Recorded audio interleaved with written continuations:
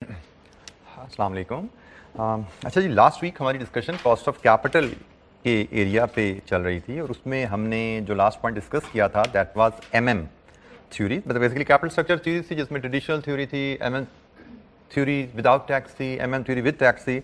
इन तीनों थ्योरीज में जो हम पढ़ रहे थे that was behaviour of KE, KD and वैक with the change in gearing. और यहाँ पे मैं फिर तवज्जो दिला दूँ, change in gearing through refinancing की मदद से अगर कंपनी अपनी गियरिंग को बदलती है, एक सोर्स से फाइनेंस रेज करके दूसरा सोर्स रिडीम करती है, गियरिंग बदलती है, तो उस गियरिंग चेंज का इम्पैक्ट डिफरेंट सोर्सेज पे क्या आता है फाइनेंस के। उससे रिलेटेड हमने कुछ एमएम के रिलेशनशिप भी देखे थे, उनकी एप्लीकेशन कुछ एग्जाम्पल्स भी हमने देखी थी। तो कोई सवाल?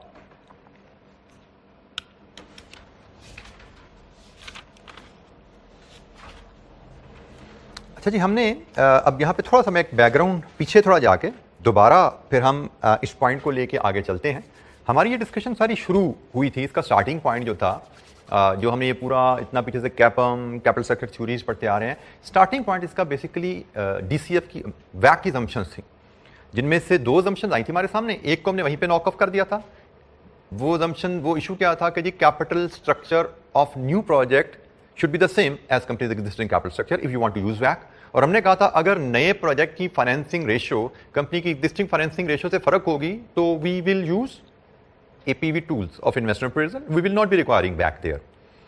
दो assumptions आई थी, एक था नए प्रोजेक्ट की फाइनेंसिंग किस रेशियो में होनी है, अगर वो एग्जिस्टिंग रेशियो से मैच होती है तो आप वैक की मदद से एनपीवी एनालिसिस वहां पे अप्लाई कर सकते हैं। लेकिन अगर नए प्रोजेक्ट की फाइनेंसिंग रेशियो एग्जिस्टिंग कंपनी की फाइनेंसिंग रेशियो से डिफरेंट होने वाली है, फिर हम वैक नहीं यूज करते, फिर हम एपीवी का टूल यूज करते हैं, जिस पे आज शायद हमारी बात शुरू होगी।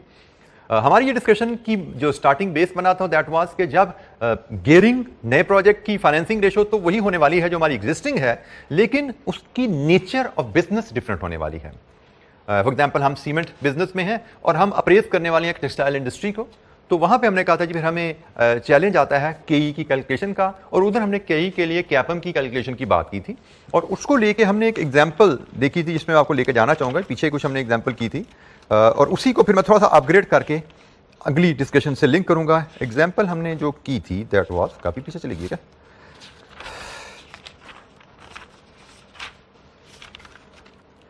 That was illustration 29। इलस्ट्रेशन 29 पे आते हैं जी हम। ये पेज 187 है, हमने कर ली हुई है, मैं सिर्फ आपको कनेक्ट करने के लिए इससे लेके आगे चल रहा हूँ। पेज 187 पे इलस्ट्रेशन 29 हमने जो हल निकाला था, हमने कहा जी अगर हम डाइवर्सिफिकेशन में जा रहे होंगे, फॉर एग्जाम्पल इस केस में कि हम अपनी टेक्सटाइल बिजनेस चला रहे हैं और ये हमारी कंपनी की इंफॉर्मेशन है, हम अगर सीमेंट सेक्टर में जाना चाहते हैं तो क्या करें। हमने यहां पे क्या सीखा था कि सीमेंट सेक्टर में जाना है तो सीमेंट के कंपेटिटर का बीटा पकड़ के उससे केई निकालो कैपम में, क्योंकि हमारा बीटा तो टेक्सटाइल सेक्टर का बिजनेस रिस्क है, हमारे बीटा से जो केई आएगी वो टेक्सटाइल बिजनेस की केई आएगी। हम अगर सीमेंट का प्रोजेक्ट अप्रेज करने जा रहे हैं, दो प्रोजेक्ट की अप्रेजल थी जिसमें से एक सीमेंट था, तो हमने कहा था जहां पे तो सीमेंट प्रोजेक्ट की अप्रेजल की बात है वहां पे हमें केई जो चाहिए वो सीमेंट सेक्टर के रिस्क के अगेंस्ट रिक्वायर्ड रिटर्न चाहिए। तो सीमेंट सेक्टर का रिस्क हमने कंपेटिटर का 1.4 बीटा ले लिया और हमने इसको कैपम में डाल के सीमेंट सेक्टर की केई डिटरमिन कर ली। और हमने कहा जी जो सीमेंट सेक्टर की केई है हमारे सीमेंट के प्रोजेक्ट के लिए भी वही सूटेबल केई है। दिस वाज द अजम्पशन है, ठीक है। यहां पे हमने अजम्पशन ली थी, फिर हम कैपिटल स्ट्रक्चर थ्योरीज की तरफ चले गए थे। अब थोड़ी सी डिस्कशन हम जो हमने कैपिटल स्ट्रक्चर को थ्योरी की कर ली है, उसके बाद हम जरा आगे चलते हैं। अब ये जो मैंने बात की ना कि हमने सीमेंट सेक्टर में जाना है तो सीमेंट के कंपेटिटर की केई उठा लो, उसको कैपम में डाल के केई ले लो। अब इसमें एक छोटा सा लकूना आ जाता है, इसमें एक प्रॉब्लम आ जाती है छोटी सी। वो प्रॉब्लम क्या है? वो प्रॉब्लम ये है जो कि हम कैपिटल स्ट्रक्चर थ्योरीज में पढ़ चुके हैं। हम कैपिटल स्ट्रक्चर थ्योरीज में पढ़ चुके हैं कि सिर्फ बिजनेस की नेचर बदलने से केई नहीं बदलती, गियरिंग बदलने से भी केई बदल जाती है। केई required return of equity investor. अभी तक हम कैपिटल स्ट्रक्चर से पहले हम बात करते आ रहे थे, हम टेक्सटाइल सेक्टर में हैं, हमारा रिस्क कुछ और है। हम सीमेंट सेक्टर में जाना चाहते हैं, वहां का रिस्क कुछ और है। हल क्या निकाला था? सीमेंट सेक्टर का रिस्क, सीमेंट सेक्टर का बीटा लो, सीमेंट सेक्टर के बीटा से केई निकाल लो। और सीमेंट सेक्टर का बीटा कहां से लेंगे? हमने कहा था हम कंपेटिटर का बीटा उठा सकते हैं या इंडस्ट्री एवरेज बीटा ले सकते हैं। सीमेंट सेक्टर के बीटा से केई निकालेंगे, वो सीमेंट के प्रोजेक्ट के लिए सूटेबल केई होने वाला है। अच्छा जी, फिर हमने कैपिटल स्ट्रक्चर थ्योरीज पढ़ ली। पहले हमारी बात थी बिजनेस की नेचर बदलने से बिजनेस का रिस्क बदलता है, कई बदलती है, हल निकाल लिया बीटा। अब जब कैपिटल सेक्टर सीरीज पढ़ ली हमने, तो यहां पे हम क्या सीख रहे हैं कि भाई सिर्फ बिजनेस की नेचर बदलने से कई नहीं बदलता, गियरिंग बदलने से भी कई बदलता है। और हम यहां पे पढ़ चुके हैं कि गियर्ड कंपनी का कई सिमिलर बिजनेस की अनगियर्ड कंपनी की कई से ज्यादा होती है, या एक हाई गियर्ड कंपनी की कई एक लो गियर्ड कंपनी से सेम बिजनेस से ज्यादा होगी, क्योंकि gearing has a direct relationship with the कई। जैसे जैसे गियरिंग बढ़ती है वैसे वैसे कई बढ़ती है। तो इसका मतलब कई का ताल्लुक सिर्फ बिजनेस की नेचर से नहीं है, कई का ताल्लुक गियरिंग से भी है। और अगर आप थोड़ा सा हम रिलेट कर सके, तो हमने बात की थी कि बिजनेस की नेचर से बिजनेस रिस्क मेजर हो रहा है, और गियरिंग से जो रिस्क आता है उसको हम फाइनेंशियल रिस्क कहते हैं। इसका मतलब बीटा वैल्यू जो आ रही है, जो गियर्ड कंपनी का बीटा है वो ज्यादा होगा सिमिलर अनगियर्ड कंपनी से, क्योंकि कैपम इक्वेशन तो वही है ना भाई, RF plus RM minus RF into beta. अब आरएफ स्टैंडर्ड है, आरएम स्टैंडर्ड है, कंपनी स्पेसिफिक इंफॉर्मेशन है क्या, सिर्फ beta. So for a companies KE to be higher under this equation, it's beta has to be higher. एक company की KE तभी higher होगी ना, ये तो हमें पता नहीं कंपनी गियर्ड कंपनी की केई सिमिलर अनगियर्ड से ज्यादा होती है, ये क्लियर है। ये सिर्फ तभी हो सकता है जब ये रिलेशनशिप एग्जिस्ट करेगा कि गियर्ड कंपनी का बीटा अनगियर्ड कंपनी से सिमिलर बिजनेस की अनगियर्ड कंपनी से ज्यादा है। और यहां से फिर हम एक और चीज डिराइव कर लेते हैं, इसका मतलब गियर्ड कंपनी के बीटा को, जिसको हम बीटा इक्विटी भी कहते हैं, इसमें दो रिस्क आ रहे हैं। ये वैल्यू ज्यादा क्यों है, क्योंकि इसमें बिजनेस रिस्क भी आ रहा है, फाइनेंशियल रिस्क भी आ रहा है। जबकि एक अनगियर्ड कंपनी का बीटा वैल्यू लो है, वो लो क्यों है, क्योंकि इसमें सिर्फ बिजनेस रिस्क है। तो बिजनेस रिस्क का रिलेशनशिप, बिजनेस रिस्क डिपेंड करता है नेचर ऑफ बिजनेस पे, और फाइनेंशियल रिस्क डिपेंड करता है गियरिंग रेशियो पे। ठीक है, एक बिजनेस अनगियर्ड है, अनगियर्ड उसके बीटा को हम अनगियर्ड बीटा भी कह सकते हैं, उसके बीटा को हम एसेट बीटा भी कहते हैं। Asset beta mean beta has only businesses. और अगर एक कंपनी गियरिंग ले लेती है तो उसकी बीटा वैल्यू एनहांस हो जाती है। क्यों, क्योंकि गियरिंग लेने से फाइनेंशियल रिस्क भी कंपनी में आ गया। तो गियर्ड कंपनी की बीटा को हम बीटा गियर्ड, ये बीटा इक्विटी भी कहते हैं। इक्विटी बीटा का मतलब है कि इसमें बिजनेस रिस्क भी है और इसमें फाइनेंशियल रिस्क भी लोड हुआ हुआ है। इसमें दो कंपोनेंट है रिस्क के, बिजनेस रिस्क जो कि डिपेंड करता है नेचर ऑफ बिजनेस पे, एक है फाइनेंशियल रिस्क जो कि डिपेंड करता है गियरिंग रेशियो पे। लो रिस्क बिजनेस है, हाई गियरिंग है, या हाई रिस्क बिजनेस है, लो गियरिंग है, आपका दोनों का प्रोपोर्शनेट वेट बीटा में रिफ्लेक्ट होता है। अच्छा जी, अब इसके बाद मैं दोबारा आपको इसकी मॉडिफाइड, जो भी मैंने इलस्ट्रेशन 29 आपसे डिस्कस की थी ना, उसके मॉडिफाइड वर्जन पे लेके जाता हूं। थोड़ा सा मैंने उसकी एक एग्जांपल मॉडिफाई की हुई है, वो पेज 197 पे है। ठीक है, थोड़ी सी अपडेटेड वर्जन है उसका। तो पेज इलस्ट्रेशन 36 पे आइए, पेज 197 पे मैं इस इलस्ट्रेशन को डिस्कस करता हूं, फिर जो इशू है, जो एक नया नॉलेज हमें चाहिए, उसकी तरफ आपको लेकर चलूंगा। ये जो इलस्ट्रेशन 36 वही जेब लिमिटेड का सवाल है जो हमने इलस्ट्रेशन 29 में देखा था, बट इसमें डाटा थोड़ा सा मैंने बदला है, और जो बदला है वो मैंने हाईलाइट कर दिया है। तो मैं इसको पढ़ता हूं आपके साथ। जेब limited is engaged in running a textile mill and has the following current information. Market value based gearing debt equity 40-60 है। इक्विटी बीटा, अब चूंकि गियरिंग आ गई और हमें पता लग गया कि gearing also has impact on beta, तो इसलिए हमें इंफॉर्मेशन की क्लैरिटी चाहिए। इक्विटी बीटा का मतलब कि इसमें दो रिस्क शामिल है। कौन कौन से दो रिस्क, एक बिजनेस रिस्क, एक फाइनेंशियल रिस्क। बिजनेस रिस्क कौन सा, जेब लिमिटेड का बिजनेस टेक्सटाइल, बिजनेस रिस्क है टेक्सटाइल का, और फाइनेंशियल रिस्क कौन सा 40-60 इस गियरिंग का। ठीक है, तो चूंकि ये जेब लिमिटेड का इक्विटी बीटा है, इसका मतलब इसमें जेब लिमिटेड का बिजनेस रिस्क भी है और जेब लिमिटेड का फाइनेंशियल रिस्क भी है। ठीक है, तो जनाब अब हमें इक्विटी बीटा दिया गया है, उसका post tax cost of debt भी अवेलेबल है। Jeb limited is planning to appraise two projects, one is expansion of existing business and the other is diversification into cement sector. Equity beta value of a competitor in cement sector is 1.4 and its market value based gearing is 55-45. अब illustration 29 से यहां पे जो changes आए हैं ना, वो bold मैंने की हुई है। ये डाटा illustration 29 में अवेलेबल नहीं था, क्योंकि वहां पे हमने गियरिंग का रिलेशनशिप कहीं से नहीं पढ़ा हुआ था, अब हमने पढ़ा हुआ है। तो जनाब हमें सीमेंट सेक्टर की एक कंपेटिटर की इक्विटी बीटा वैल्यू दी गई है, जिसमें मार्केट वैल्यू बेस्ड जो गियरिंग है उस कंपनी की वो भी गिवन है। Average return offered by market on equity investment is 15, मतलब ये आरएम है एंड ये आरएफ है, और ये आपका टैक्स रेट है। ठीक है जी, 30%। ये डाटा गिवन है। रिक्वायर्ड क्या है, कैलकुलेट वैक to be used for appraisal of cement project assuming Jeb limited will follow its existing gearing ratio for financing the new project. Jeb limited में ने सीमेंट प्रोजेक्ट को सेम रेशियो में finance करने हैं तो बताइए ज़ेब लिमिटेड का सूटेबल वैक क्या है। तो हम जरा इसकी वैक की कैलकुलेशन की तरफ चलते हैं। बेसिक से स्टेप है, पहले उन स्टेप्स को फॉलो करते हैं, फिर देखते हैं चैलेंज हमें कहां पे आ रहा है। तो इलस्ट्रेशन 36 को हम लेके इस पे काम शुरू करते हैं और जहां पे चैलेंज आएगा उधर फिर हम नया नॉलेज इंसर्ट करेंगे। हमने कहा जी हमें ज़ेब लिमिटेड का सीमेंट प्रोजेक्ट का वैक चाहिए, तो स्टार्टिंग पॉइंट तो वही है जी, सोर्सेज ले आइए। तो ज़ेब लिमिटेड के दो सोर्सेज हैं, एक डेट एक इक्विटी। नेक्स्ट स्टेप कॉस्ट ले आइए, नेक्स्ट स्टेप मार्केट वैल्यू या मार्केट वैल्यू बेस्ड गियरिंग ले आइए। तो मार्केट वैल्यू बेस्ड गियरिंग हमें अवेलेबल है 40, 60 और post tax cost of debt भी हमें अवेलेबल है 7.50। अब आगे बात केई की, तो केई यकीनन हमारे लिए आनी है केपम से। केपम का फार्मूला आता है जी RF plus RM minus RF into beta value. अब क्वेश्चन मार्क हमारा यहाँ पे बीटा वैल्यू पे है, जिसके लिए हमें वर्किंग परफॉर्म करनी है। अब जरा बीटा वैल्यू जो हमें चाहिए उसको जरा हम समझें। पहला सवाल मेरा आपसे, हमें बीटा एसेट यहां पे कैपम में यूज करना चाहिए या बीटा इक्विटी यूज करना चाहिए?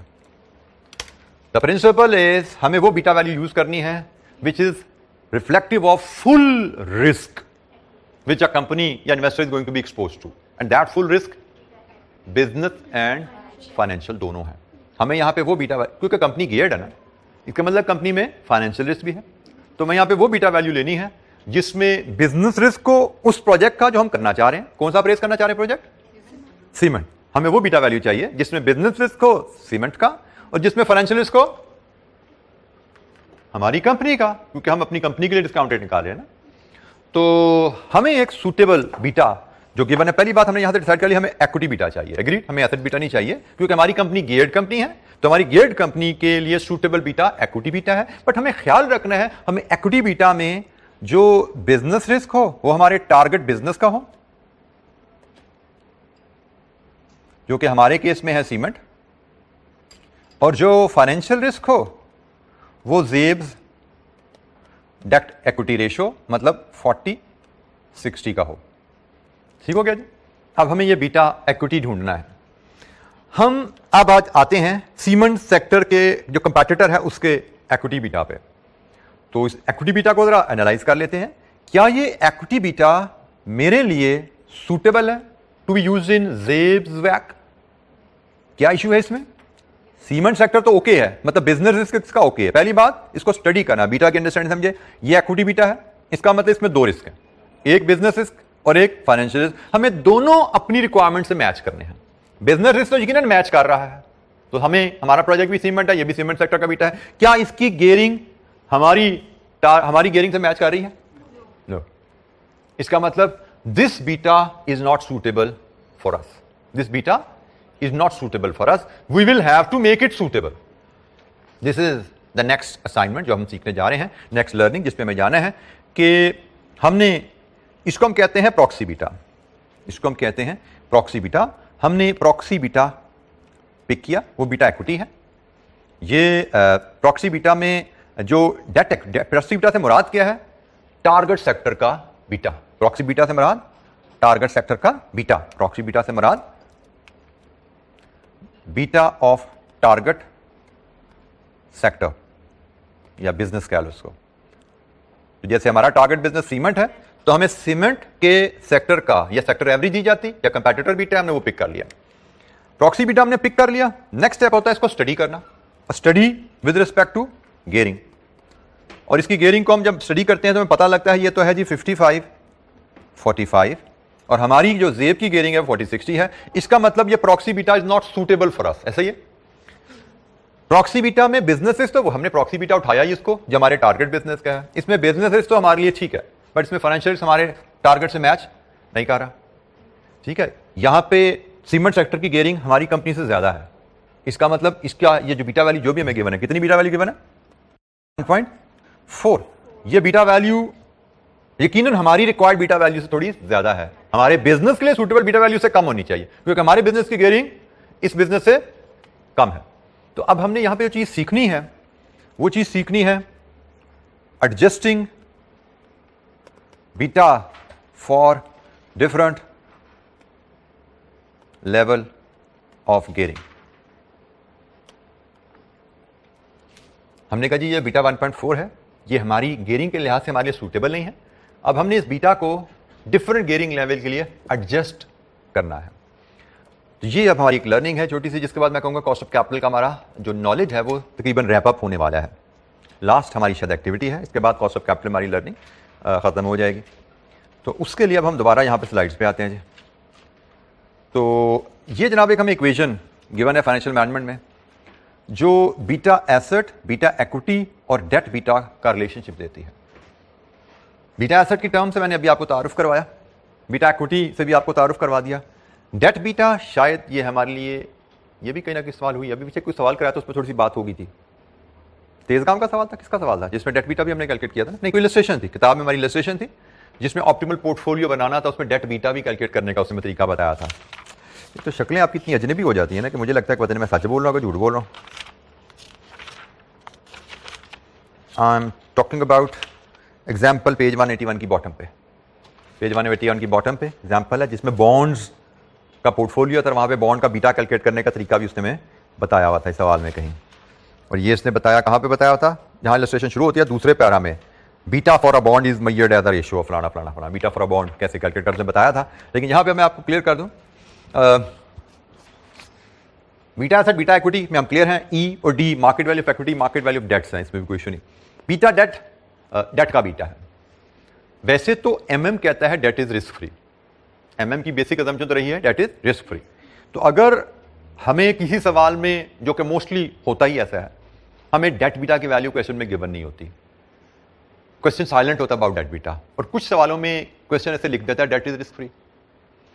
डेट रिस्क फ्री है तो ये रिस्क जीरो हो गया, जब डेट रिस्क फ्री है ये वैल्यू जीरो होगी, और जब क्वेश्चन साइलेंट है अबाउट डेट बीटा तो हम खुद अज्यूम कर लेते हैं डेट इज रिस्क फ्री, क्योंकि हम एमएम से जब भी डील करने जाते हैं बेसिक असम्पशन की ये रहती है डेट इज रिस्क फ्री। ठीक है, तो क्वेश्चन में या बताया जाएगा debt is risk free, historically बल्कि मैं ऐसा कहूंगा अभी तक हमने जितने क्वेश्चन देखे हैं उनमें यह बताया गया है डेट इज रिस्क फ्री, या question is silent about debt beta. In both cases we take this value zero, और जब इस वैल्यू को आप जीरो ले लेते हो तो you are only left with this half part of the formula. और ये half part of the formula जो है इसको हम यूज करते हैं इस अंदाज में, आप बीटा एसेट कह लो या बीटा अनगियर्ड कह लो, बीटा गियर्ड कह लो, बीटा इक्विटी कह लो, एक ही बात है। ठीक है, ये जैसे यहाँ पे बीटा अनगियर्ड है इसको बीटा एसेट भी कहा जा सकता है, बीटा गियर्ड है इसको बीटा इक्विटी भी कहा जा सकता है, एक ही मतलब है। तो जब वो कंपोनेंट जीरो हो गया, डेट बीटा जीरो होने की वजह से, तो you are left only with this components, ये कंपोनेंट बच गया ना। ये देखिए ना, अगर हम यहां से इसको जीरो करते हैं तो ये कंपोनेंट बचा ना, तो यही मैंने यहां पे लिखा हुआ है, ये कंपोनेंट बचा। अब ये कंपोनेंट हमारे लिए यूज होगा बीटा में गियरिंग को एडजस्ट करने के लिए, दो स्टेप में यूज होता है, बिल्कुल उसी अंदाज में जैसे एमएम के फार्मूला में हमने केई में गियरिंग एडजस्ट की थी, हमने एमएम के फार्मूला की मदद से वैक में गियरिंग एडजस्ट की थी। याद है उसने अनगियर्ड और गियर्ड वैक का रिलेशनशिप दिया था, अनगियर्ड और गियर्ड केई का रिलेशनशिप दिया था। हमने क्या कहा था, भाई ये कंपनी की केई है, इसमें से पुरानी गियरिंग का असर निकालो और नई गियरिंग का असर डालो। यहां पे बिल्कुल वही होने वाला है। आप प्रॉक्सी बीटा सेलेक्ट करते हो, आपने जब डाइवर्सिफिकेशन में जाना है, estimate the beta of the industry to which the target project belongs, proxy beta. Ungear the proxy beta using industry debt equity ratio to produce ungeared beta. आपने जैसे अभी हमने सीमेंट का बीटा उठाया ना, दैट इज इक्विटी बीटा। इस फार्मूले की मदद से उस इक्विटी बीटा को हम एसेट बीटा में कन्वर्ट कर लेंगे।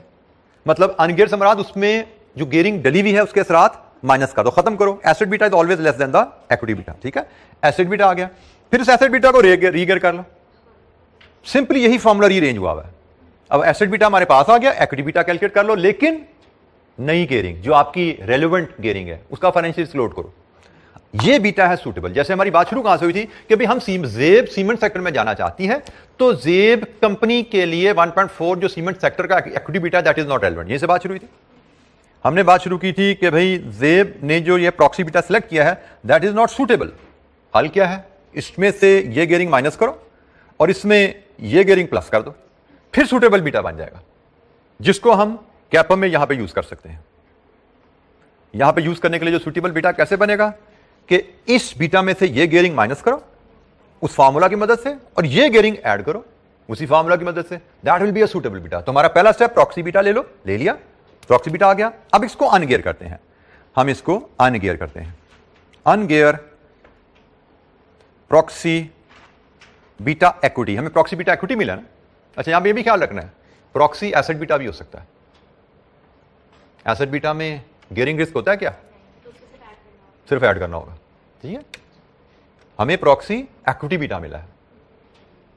हमें जेब का सवाल अगर पढ़ते हैं, ये इलस्ट्रेशन 36, उसने कहा जी इक्विटी बीटा ऑफ अ कंपैटिटर, मतलब इसमें फाइनेंशियल रिस्क शामिल है। ये एग्जामिनर ट्रिक करता है कि गियरिंग देगा कंपैटिटर की, लेकिन लिख देगा एसेट बीटा।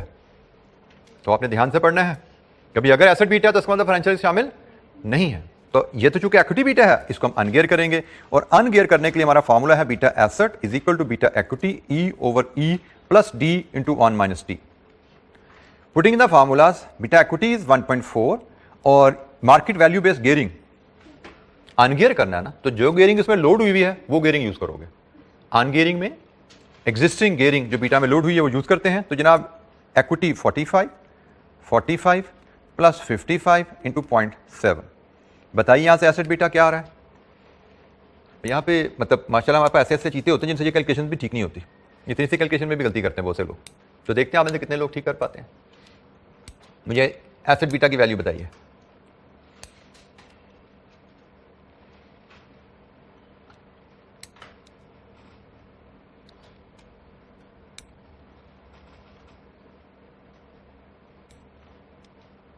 हाँ जी 0.76 जी। और कोई वॉलंटियर?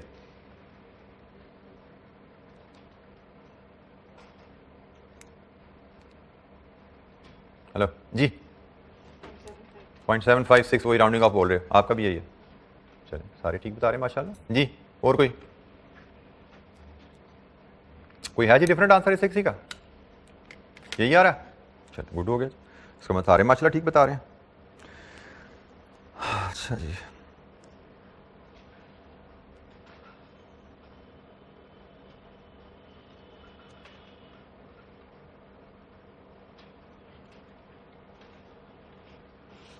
0.754 ठीक है जी 0.754। इसमें जो चीज़ ख्याल रखने की होती है, इफ़ यू डोंट रजिस्टर, जो नॉर्मल गलती बच्चे कर देते हैं कि पहले इसको ऐड कर देते हैं फिर मल्टीप्लाई करते हैं, दिस अ कॉमन मिस्टेक जो अक्सर देखने में मिलती है। तो आपको मैथमेटिक्स प्रिंसिपल पता होने चाहिए, पहले मल्टीप्लाई देन वी ऐड। वो हमारा 0.754 आ गया। अब हम इसको रीगियर करेंगे, रीगियर एसेट बीटा। रीगियरिंग के लिए हम यही इक्वेशन रीअरेंज होती है। रीअरेंज ना करें, जैसे मर्जी यूज करना चाहे, रीअरेंज के बगैर यूज कर लें, कोई फर्क नहीं पड़ता। Beta asset E plus D into 1 minus T over T. जी बेटा, हाँ जी होगा क्यों, शक वाली क्या बात है? यहाँ पे देखो ना बेटा, मैं इसका बड़ा आसान सा जवाब देता हूं। This is beta equity which has 2 risk.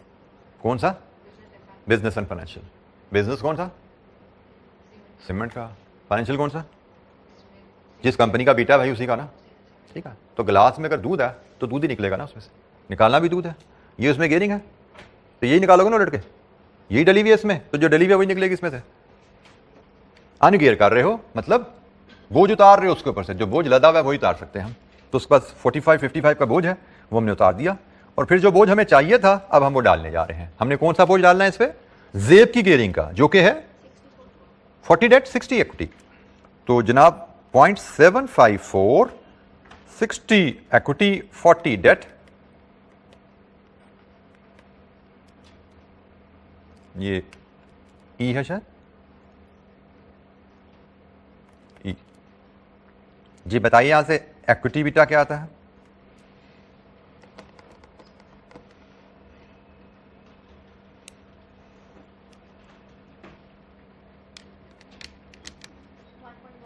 One 1.111। ठीक है जी, इक्विटी बीटा आ गया 1.11। ये अब सूटेबल इक्विटी बीटा है जेब के बिजनेस के लिए और जेब के सीमेंट प्रोजेक्ट के लिए। जेब जो सीमेंट प्रोजेक्ट करना चाहती है with its existing gearing 40 debt 60 equity 1.11। अब ये सूटेबल बीटा है, इसको हमें यहां यूज करना चाहिए 1.11। और यहां से के ही लेनी चाहिए। क्या आती है के जी? 15.88। और अब हम वैक ले सकते हैं यहां से 7.5 into 40 plus 15.88 into 60 divide with 100।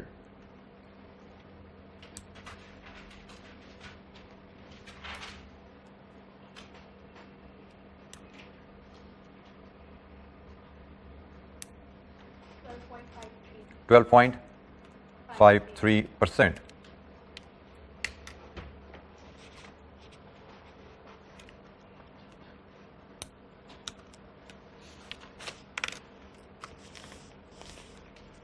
जी जनाब, अब आप जो ये पेज 197 पे स्टेप्स अवेलेबल हैं हमारे पास, इलस्ट्रेशन 36 के जस्ट अबव बीटा गेयरिंग अनगेयरिंग का फार्मूलाज, वो तो मैंने अभी आपके सामने यूज़ कर लिए। और ये स्टेप्स एक बार रीड थ्रू कर लीजिए, पैरा से लेकर the process of using the beta factors, यहाँ से लेते हुए इसको ज़रा रीड थ्रू कर लीजिए। और कोई पॉइंट अगर समझ नहीं आया तो पूछिए। ये जी पॉइंट्स हैं, ये पैरा आपके सामने आ रहे हैं, which I want you to go through. यही स्टेप्स मैंने अभी परफॉर्म करवाए हैं, इनमें कोई दिक्कत है तो पूछिए।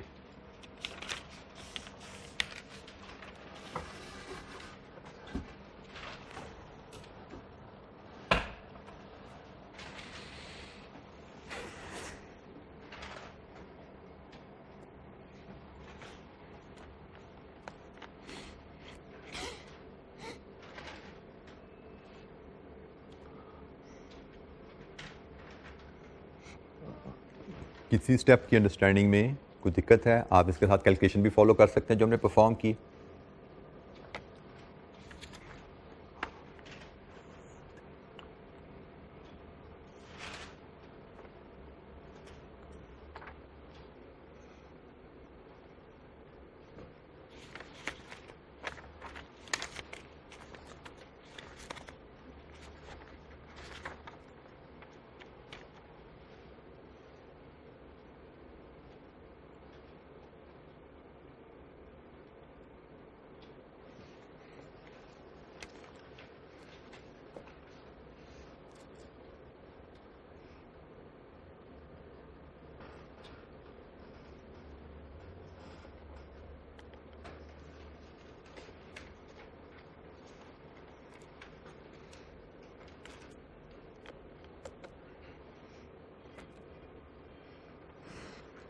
जी एनी पॉइंट, कोई चीज़ समझ नहीं आ रही पूछिए।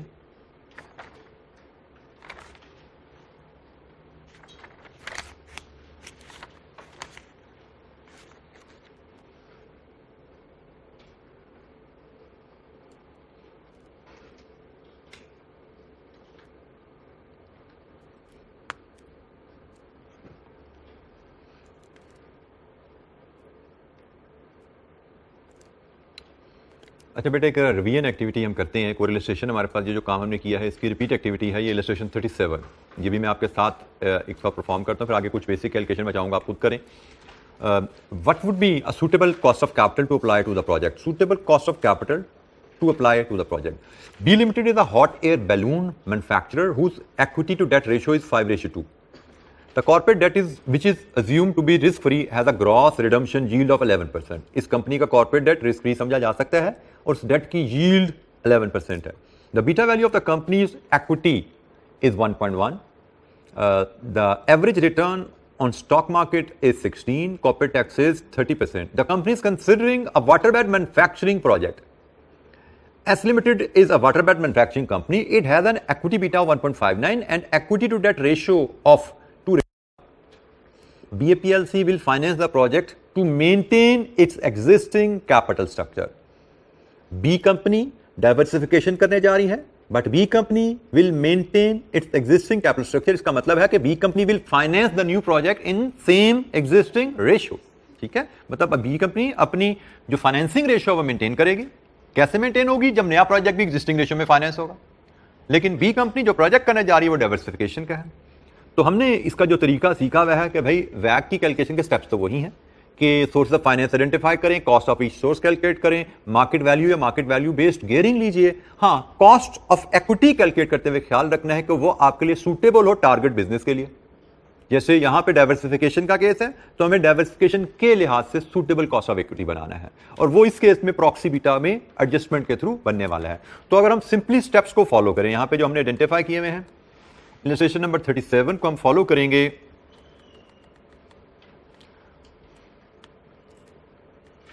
Sources, equity and debt, cost calculate करनी है, उस पर बात करेंगे, और मार्केट वैल्यू इस केस में मार्केट वैल्यू बेस्ड गियरिंग हमें दी गई है, हम वो यूज कर लेते हैं। तो मार्केट वैल्यू बेस्ड गियरिंग हमें जो दी गई है क्या है जी, वो हम जिस बिजनेस के लिए वैक कैलकुलेट कर रहे हैं उस बिजनेस की गियरिंग चाहिए 5 इक्विटी टू डेट। अच्छा जी, ग्रॉस कंपनी का डेट रिस्क फ्री है, उस डेट की यील्ड, ग्रॉस रिडम्पशन यील्ड मतलब यील्ड 11% है, तो हम सिंपली इसको पोस्ट टैक्स कर लेंगे। टैक्स रेट कितना है जी? 30%। 11 इंटू 1 माइनस 0.3 इट इज 7.7। ये जी post tax cost of debt आ गई। केई में R F plus R M minus R F into beta चाहिए, और बीटा के लिए अब हम करेंगे वर्किंग 1।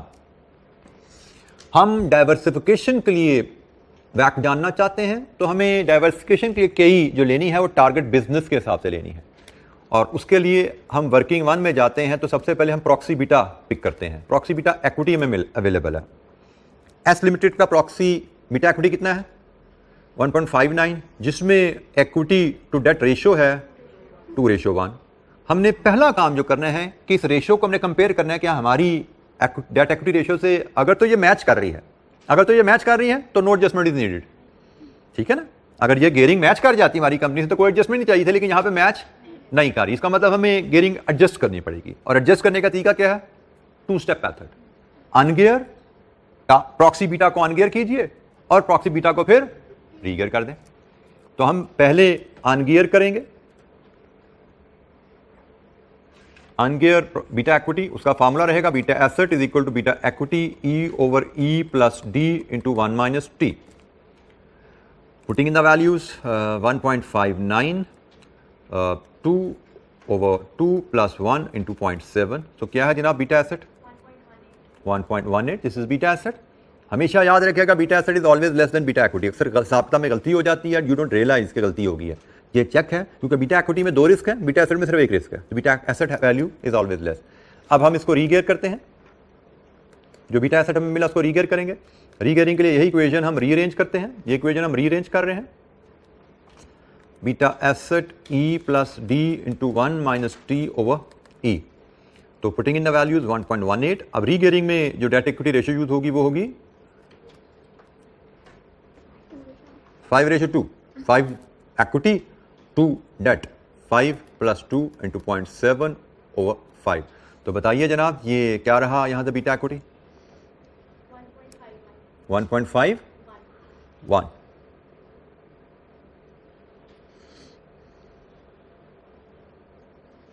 ये जी हमारे लिए सूटेबल बीटा इक्विटी आ गया। देख लीजिए जी, इस पर कोई इतराज किसी स्टूडेंट को? इस बीटा इक्विटी की वैल्यू पे कोई इतराज है तो बताइए।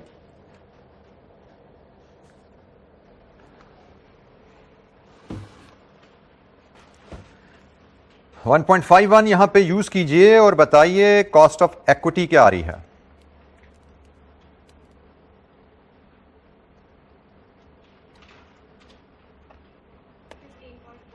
18.55। और यहां से फिर बैक बना लीजिए, क्या आ रहा है?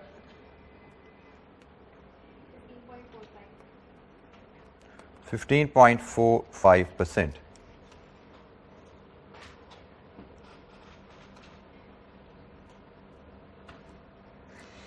जी एनी क्वेश्चन? अब डाइवर्सिफिकेशन के केस में वैक कैसे बनाना है, ये लास्ट लर्निंग थी, हमने उसको भी कंप्लीट कर लिया। डाइवर्सिफिकेशन के केस में हम प्रॉक्सी बीटा पिक करेंगे, प्रॉक्सी बीटा को स्टडी करेंगे कि उसकी गियरिंग हमारी कंपनी के गियरिंग से मैच करती है। अगर कर रही है तो प्रॉक्सी बीटा सूटेबल यूज कर लीजिए, लेकिन अगर प्रॉक्सी बीटा की गियरिंग हमारे साथ मैच नहीं कर रही तो फिर गियरिंग को एडजस्ट कीजिए। प्रॉक्सी बीटा से मुराद क्या है? What is proxy beta?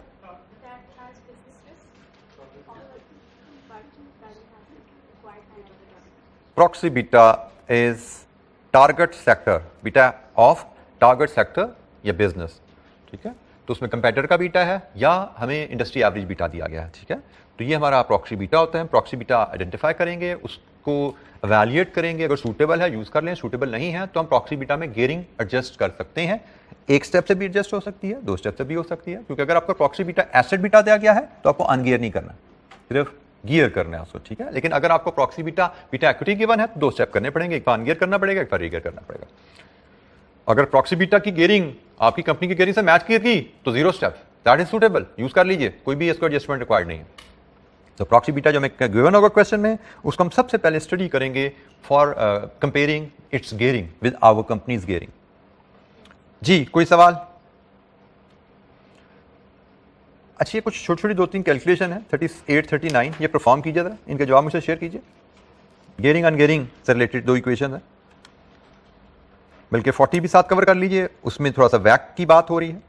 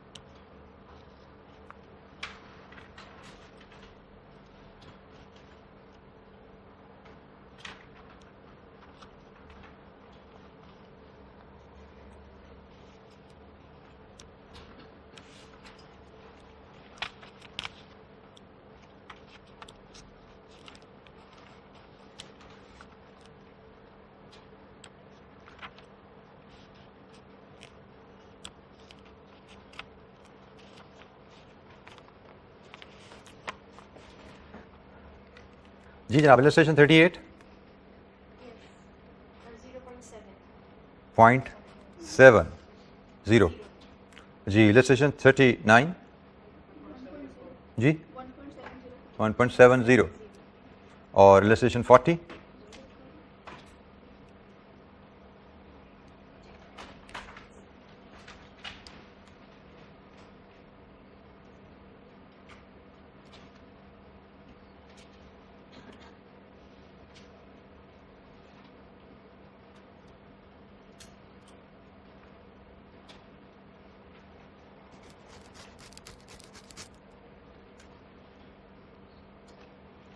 Illustration 40 के मुझे कंपोनेंट वाइज बताते जाएंगे ज़रा।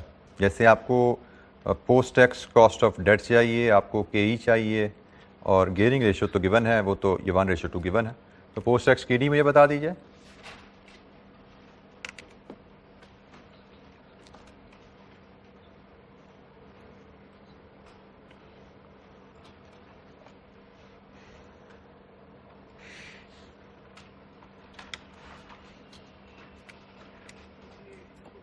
जी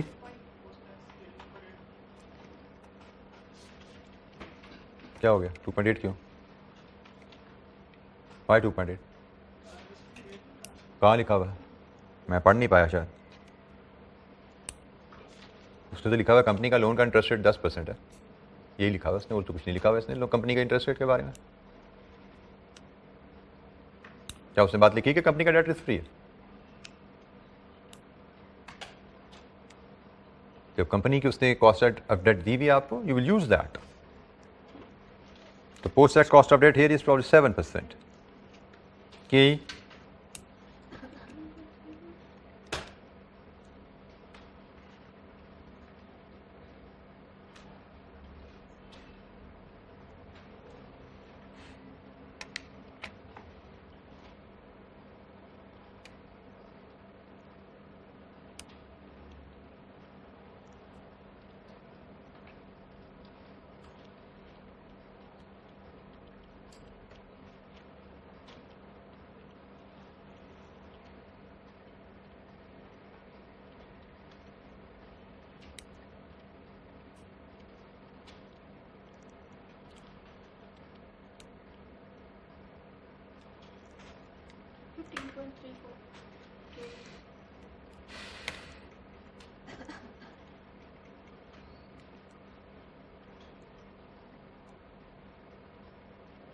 ठीक है,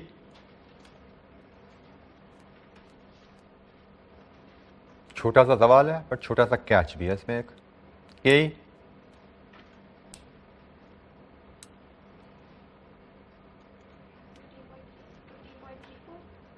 बीटा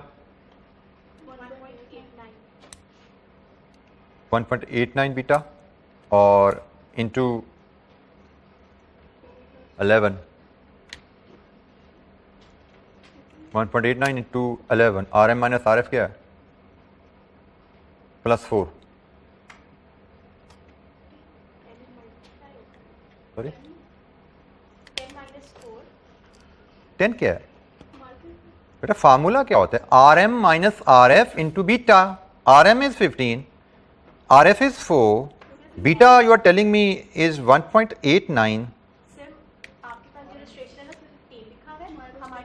उई माशाल्लाह अच्छा जी इसको फिर 15 कर लीजिए अब ये एक टाइपो है शायद इसको फिर मेक इट 15 क्योंकि मार्केट का इंटरेस्ट रेट 10% आ रहा है तो शायद इसलिए मैंने इसको अपने पास को रिवाइज कर लिया होगा जो बुक में भी अपडेट नहीं हुआ बिल्कुल ठीक है जी मेक इट 15 पब्लिकेशन में अपडेट नहीं हुआ 24.79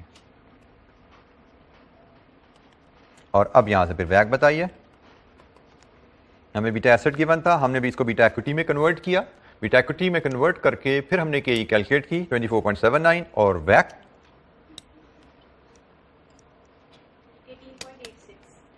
18.86% ये जी हमारी वैक वैल्यू जी एनी क्वेश्चन कोई सवाल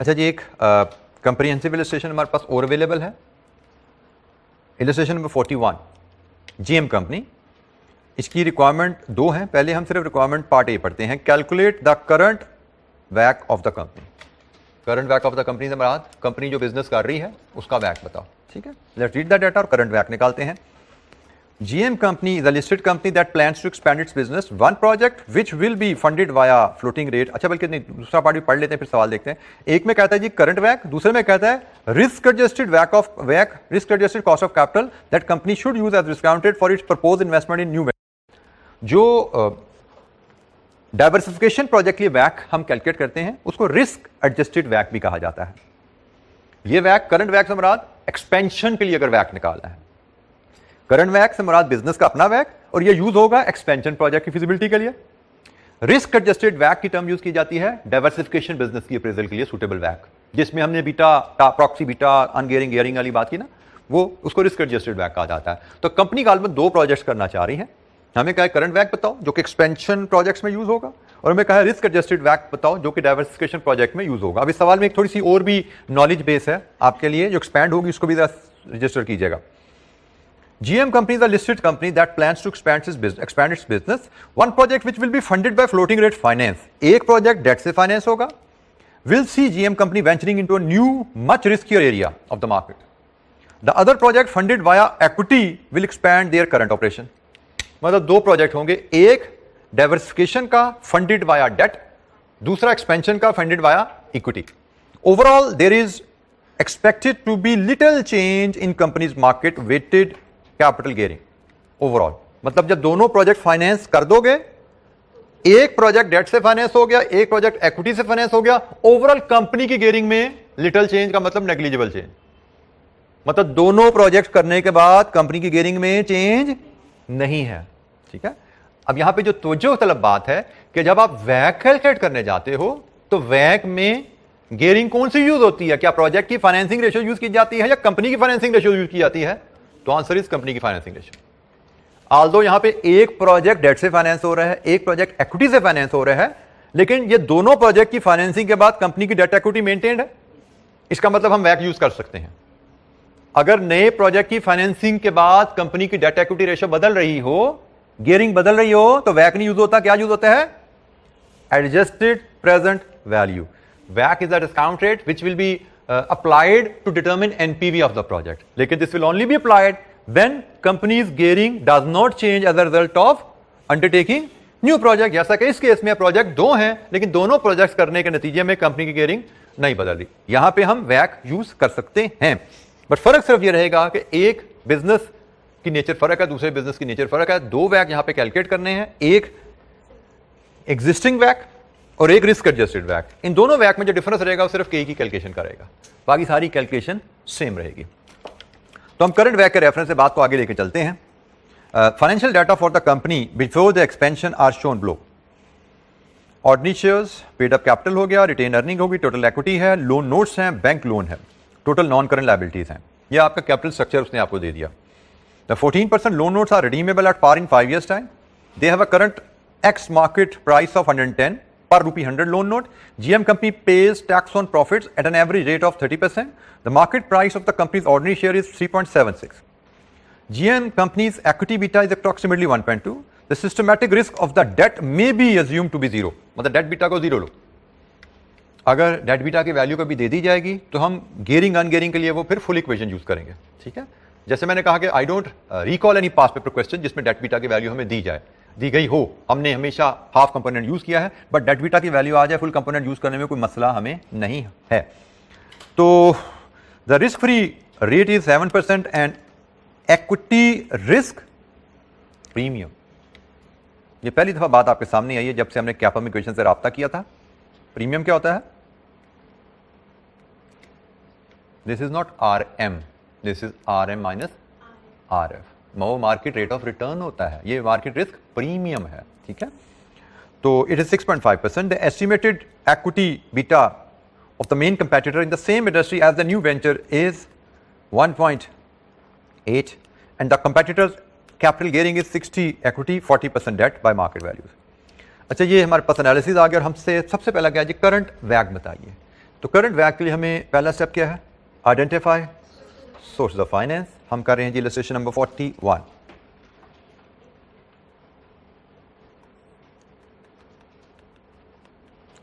सोर्सेज ऑफ फाइनेंस। तो सोर्सेज कितने हैं जी?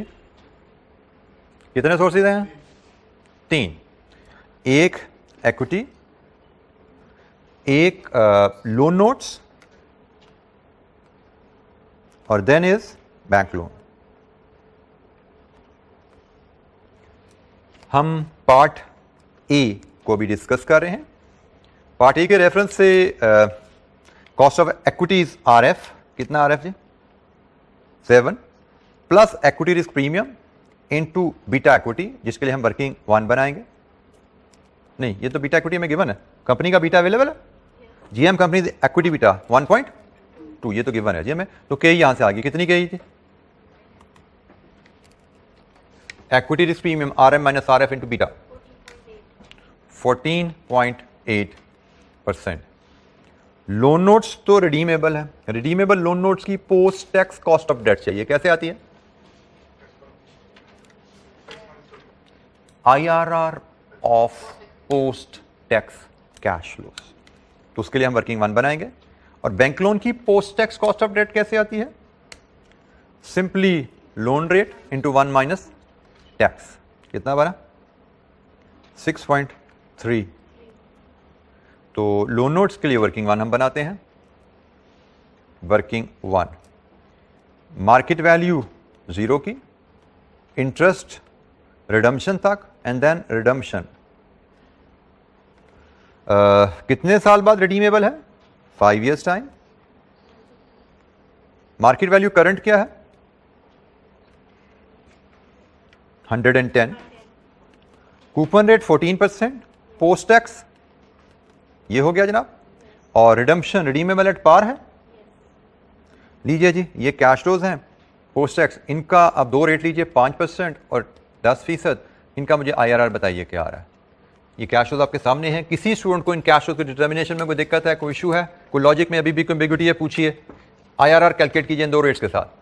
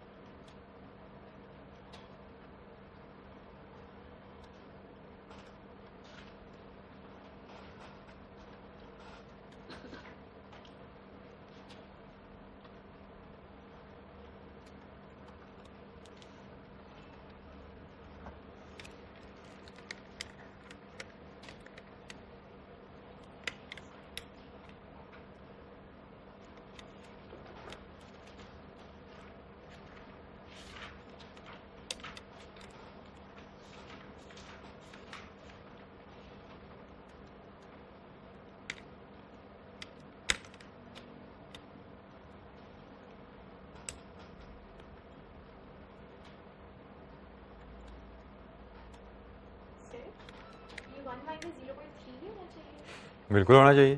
बड़ी जैसे ख्याल है आप? मैंने कर दिया था फिर आंसर में।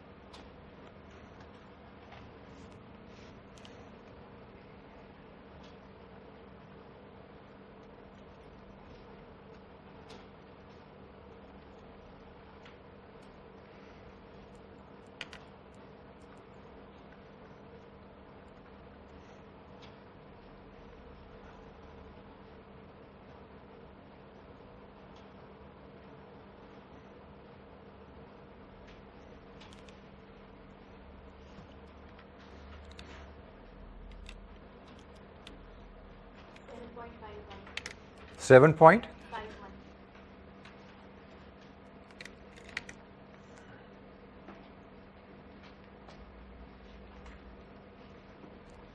अच्छा जी, 7.51 हमारे पास ये आ गया। अब आ जाइए आप मार्केट वैल्यू की तरफ। तो number of shares in issue into share price. Number of shares in issue कितने हैं? Market value rupees in million में बनाते हैं हम। शेयर्स इन इशू हैं जी 225 डिवाइड विद 0.5, ऐसे ही है जी। शेयर्स इन इशू आ गए इनटू शेयर प्राइस 3.76। तो market value of equity rupees in 100 में 1692। और लोन नोट्स 75 मिलियन के हैं और मार्केट में 110 पे ट्रेड हो रहे हैं अगेंस्ट 100। तो ये बना जी 82.5 मिलियन। और बैंक लोन की मार्केट वैल्यू एग्जिस्ट नहीं करती, so market value is equal to book value. Sum of the three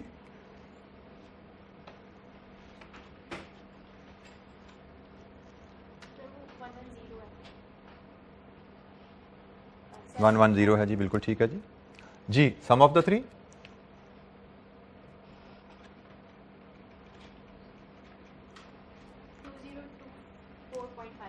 2024.50 and now you can have WACC, current WACC हमारा 14.80 into 1692 plus 7.51 into 82.50 plus 6.30 into 250 2024.50 जी WACC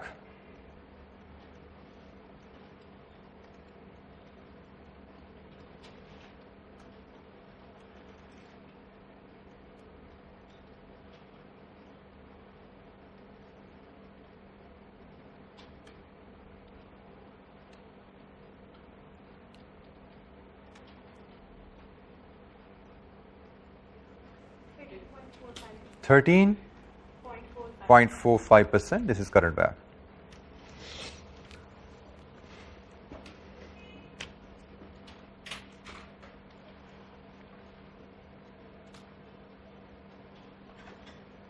अच्छा जी, हमें यहां तक कोई सवाल?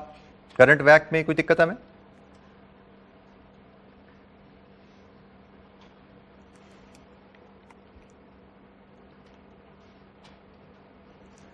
अब मैं अगर पार्ट बी की बात करूं जिसमें मुझे रिस्क एडजस्टेड WACC चाहिए। मेरी रिस्क एडजस्टेड WACC की कैलकुलेशन में सिर्फ के ही बदलने वाली है, बाकी सब का सब डाटा वैसे का वैसा ही आने वाला है।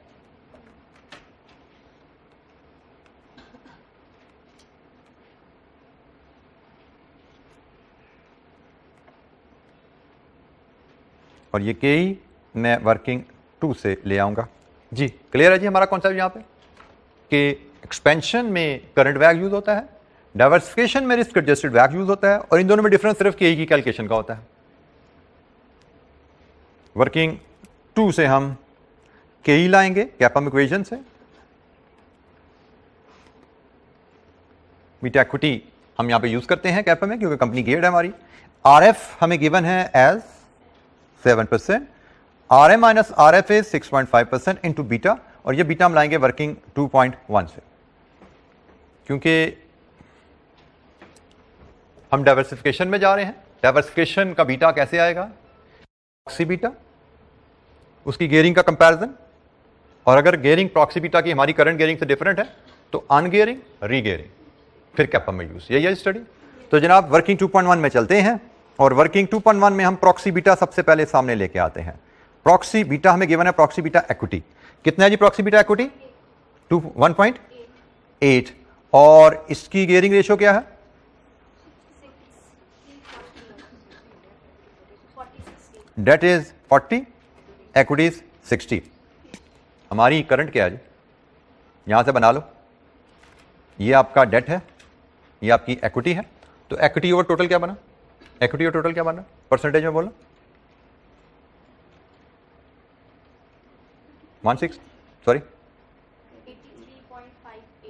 58, और ये क्या बना? बाकी बचा जो 16.42। ये जी हमारी रेशियो आ गई। ऐसे अब वैल्यूज लेके चलो या रेशियो लेके चलो, एक ही बात है। मैंने इनको वैल्यूज से रेशियो बना लिया, डेट तक कंबाइन होकर ये डेट का प्रोपोर्शन आ गया, ये इक्विटी का प्रोपोर्शन आ गया, और ये यकीनन डिफरेंट है। प्रॉक्सी बीटा जो हमें मिला उससे फर्क है। प्रॉक्सी बीटा में इक्विटी 60 है, हमारी इक्विटी 83.58 है। इसका मतलब हमें अनगियर करना है, रीगियर करना है, फिर यूज करना है। तो जनाब प्रॉक्सी बीटा हमने जो लिया है इसको हम पहले करेंगे अनगियर। फार्मूला रहेगा beta asset is equal to beta equity E over E plus D into 1 minus T. Beta equity 1.8 is 60 plus 40 into 0.7। क्या है जी बीटा एसेट?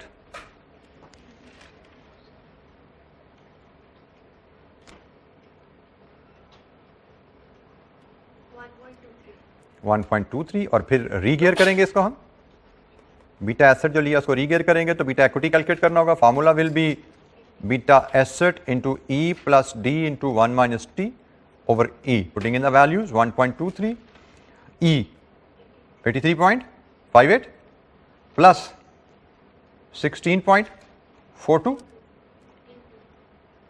into 0.7 over 83.58। तो जनाब बताइए यहां से बीटा इक्विटी का आया, गियरिंग कम है, it should be less than 1.8।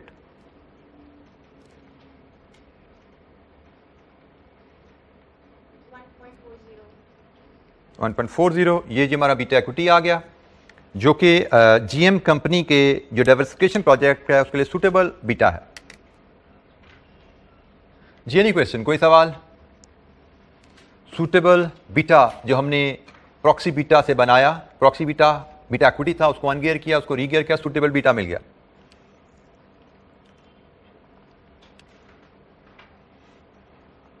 और ये 1.4 यहां पे यूज होगा तो के ई निकलेगी यहां से। क्या आती है के ई यहां से? 16.10। अच्छा, जिस तरह मैंने आपको बोला यहाँ पे एक वर्ड एक और ऐड कर लीजिएगा, जिस तरह यहाँ पे मैंने इसके लिए रिस्क एडजस्टेड वैक की टर्म यूज की, इसी तरह इस के ई को रिस्क एडजस्टेड के ई भी कहा जाता है। इसको रिस्क एडजस्टेड के ई भी कहा जा सकता है। डाइवर्सिफिकेशन प्रोजेक्ट का के ई निकाला ना हमने, डिफरेंट प्रोजेक्ट का के ई है तो उसको रिस्क एडजस्टेड के ई भी हम कह सकते हैं। 16.10 हमारा के ई आ गया। अब हम इसको यहाँ फीड करेंगे और बताइए यहाँ से अब वैक क्या आ गया?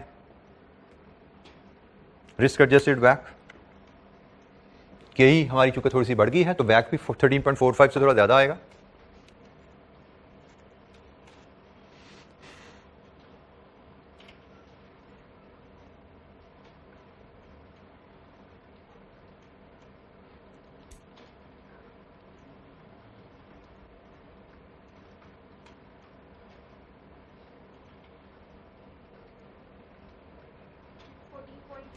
$14.27। 14.27%। जी जनाब, एनी क्वेश्चन, कोई सवाल?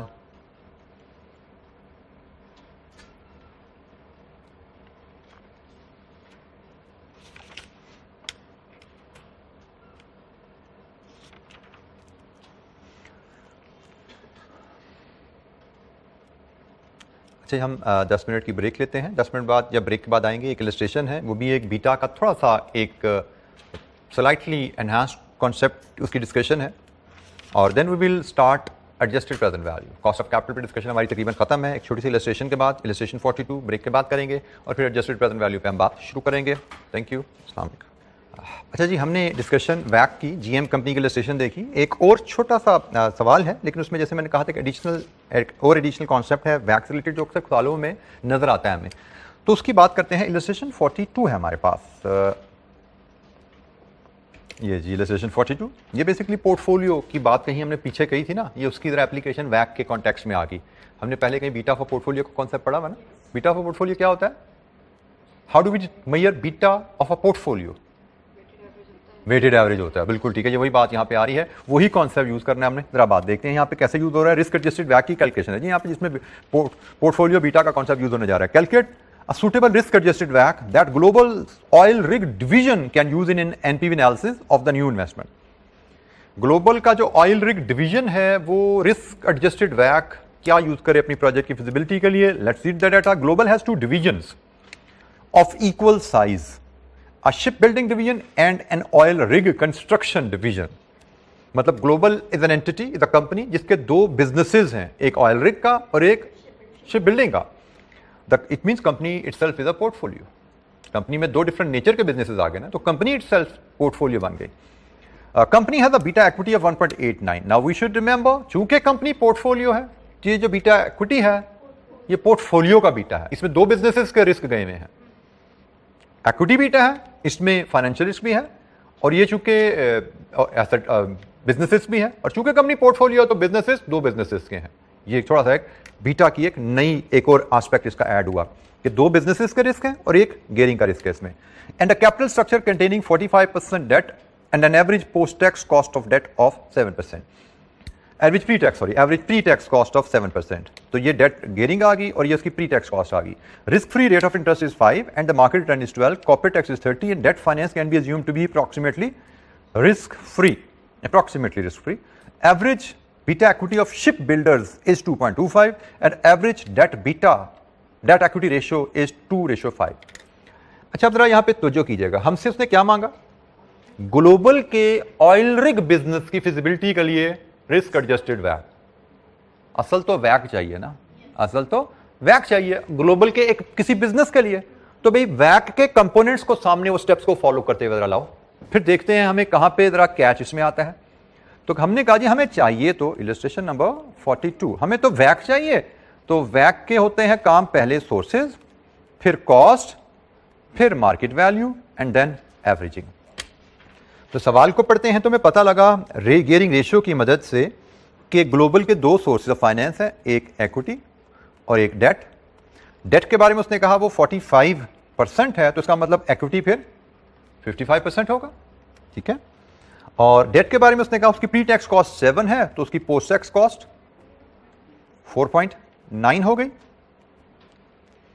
ठीक है जी। अब रहेगी बात कॉस्ट ऑफ इक्विटी की। कॉस्ट ऑफ इक्विटी कैपम से आनी है, तो वो होगी RF plus RM minus RF into beta. अब यहां पे है जी एक क्वेश्चन मार्क जिसको हमने सॉल्व करना है, उसके लिए हम जाएंगे वर्किंग 1 पे। यहां पे बीटा चाहिए, बाकी सारा डाटा कंप्लीट हो गया, ठीक है जी। अब हमें सिर्फ यहां पे बीटा वैल्यू लानी है और हमारा वैक आ जाएगा। अब हमें जो बीटा चाहिए उसके बारे में थोड़ा सा सोच विचार कर लें। हमें एक ऐसा बीटा चाहिए जिसमें बिजनेस रिस्क होगा ऑयल रिग बिजनेस का, ठीक है, और जिसमें गेयरिंग रिस्क होगा डेट इक्विटी 45-55 का। ऐसी कहानी है। हमें यहां पे ऐसा बीटा यूज करना है जिसमें बिजनेस रिस्क ऑयल रिग का हो और फाइनेंशियल रिस्क कंपनी का जो है ग्लोबल का ये हो। अच्छा जी, अब हम जाते हैं, हमारे पास बीटा पे जो इंफॉर्मेशन अवेलेबल है क्वेश्चन में, उनमें on the way to identify suitable beta जो हमें चाहिए। हमें जो बीटा चाहिए हमने यहां पे उसको मार्क कर लिया। अब इसकी तलाश में हम चलते हैं कि ये बीटा हमें कहां से मिलने वाला है। तो सवाल पे आते हैं। हमें सवाल में दो बीटा वैल्यूज दी गई हैं। एक बीटा वैल्यू है शिप बिल्डर्स बिजनेस की, और एक बीटा वैल्यू है ग्लोबल की। शिप बिल्डर बिजनेस हमारा टारगेट बिजनेस नहीं है, और ग्लोबल के बिजनेस में बीटा में दो बिजनेसेस हैं। तो यहां पे हमें वेटेड एवरेज बीटा की इक्वेशन यूज करनी पड़ेगी, क्योंकि ग्लोबल का बीटा वेटेड एवरेज बीटा है ना, इक्वल साइज। ग्लोबल का बीटा वेटेड एवरेज बीटा किन दो बिजनेसेस का? ऑयल रिग का और शिप बिल्डिंग का। शिप बिल्डिंग का बीटा हमारे पास है, एवरेज हमारे पास है, तो हम वेट हमारे पास है। रुक जाओ, बात खत्म नहीं हुई। वेट हमारे पास है, दोबारा सुन लो। हमें चाहिए ऑयल रिग का बीटा, हमारे पास शिप बिल्डर का बीटा है, हमारे पास एवरेज बीटा है जो कि शिप बिल्डर और ऑयल रिग का है, हमारे पास वेट्स दोनों प्रोजेक्ट्स के हैं, तो we can build up an equation. लेकिन उससे पहले एक अलार्म बोलेगा कि भाई ये सिर्फ ये एसेट बीटा तो नहीं है, ये एसेट बीटा तो नहीं है, तो इक्वेशन में कैसे फिट कराओगे? ये इक्विटी बीटा है जिसकी गियरिंग कहीं और दिशा में जा रही है, ये भी इक्विटी बीटा है जिसकी गियरिंग किसी और डायरेक्शन में जा रही है, इन दोनों को इक्वेशन में कैसे डालें हम? तो भाई वेटेड एवरेज की इक्वेशन में डालने के लिए क्या करना चाहिए? इसको भी अनगियर करो, इसको भी अनगियर करो, इसमें भी गियरिंग शामिल है ना, ये बीटा इक्विटी है ना, इसमें से गियरिंग रिस्क निकालो, ये एसेट बीटा बन गया पोर्टफोलियो का, इसमें भी गियरिंग शामिल है, इसको भी अनगियर करो, ये एसेट बीटा बन गया शिप बिल्डर का। अब इक्वेशन में डालो कि भाई ये पोर्टफोलियो का एसेट बीटा है, ये एक प्रोजेक्ट का एसेट बीटा है, ये वेट है, दूसरे प्रोजेक्ट का एसेट बीटा क्या हुआ? लेकिन कैपम इक्वेशन में क्या डालना होता है? Equity beta. तो एसेट बीटा को इक्विटी बीटा बनाना कोई मसला क्या? वो भी में आता है। तो यहां पे जो कॉन्सेप्ट, दो चीजें हम सीख रहे हैं, एक पोर्टफोलियो का beta, weighted average beta of the project in the portfolio, और वेटेड एवरेज की इक्वेशन हमने पहले भी बनाई दी है। लेकिन ख्याल क्या रखना है कि वेटेड एवरेज इक्वेशन में डालते हुए बीटा एक नस्ल का होना चाहिए। ये बीटा गेयर्ड है किसी और गियरिंग पे, ये बीटा गेयर है किसी और गियरिंग पे। अगर तो दोनों की गियरिंग भी बराबर होती ना, तो हम जो बीटा निकालते उसकी भी वही गियरिंग होती, जो हम ऑयल रिग का बीटा निकालते उसकी गियरिंग भी वही निकल आती। लेकिन यहां पे इधर कोई और गियरिंग है, इधर कोई और गियरिंग है, इनको एक इक्वेशन में फिट नहीं कराया जा सकता। तो हल क्या है? दोनों को एसेट बीटा बना लो, फिर इक्वेशन में फिट कराओ, तो वहां से आपको एक प्रोजेक्ट का एसेट बीटा मिलेगा, उसको फिर गियर कर लेना। तो हमारे स्टेप जरा सुन लो, जो मैं यहां पे लिखने लगा हूं, पहले मैं स्टेप लिखूंगा फिर आप परफॉर्म करोगे। हम वर्किंग वन में जब जाते हैं, स्टेप नंबर 1, आप अनगियर करो beta equity of global. Step number 2, आप अनगियर करो beta equity of ship builders. Step number 3, using weighted average equation determine beta asset of oil rig. ठीक हो गया? और step number 4, regear beta asset of oil rig to determine its beta equity for CAPM. जी जी जी, मुझे one by one values बताते जाइए। मुझे आपने ग्लोबल का बीटा एसेट बताना है, इस स्टेप से ग्लोबल का बीटा एसेट निकलेगा। ग्लोबल का बीटा इक्विटी को अनगियर करना है तो ग्लोबल की गियरिंग से अनगियर होगा, ख्याल कीजिएगा।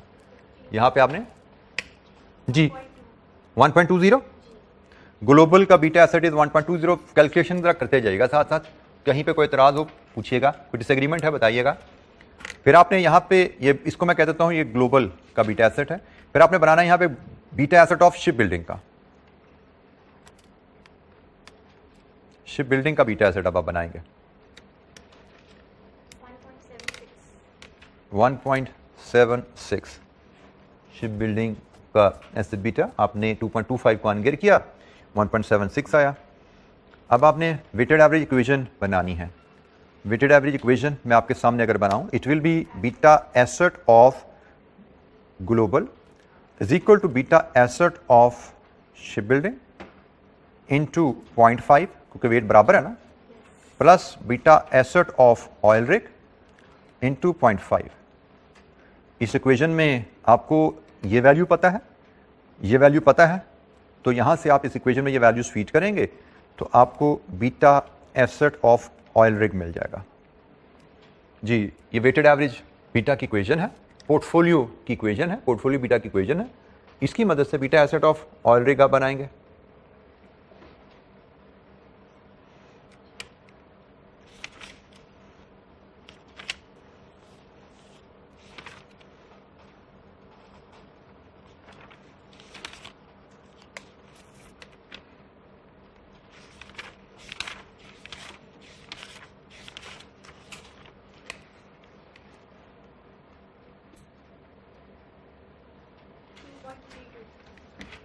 टू 2.32। जी वेरीफाई कीजिए इस कैलकुलेशन को। Beta asset of oil rig 2.32,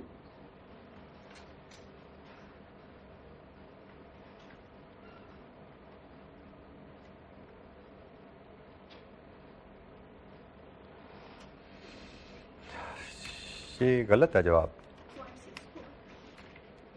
0.64. 0.64 verify कीजिए इसको।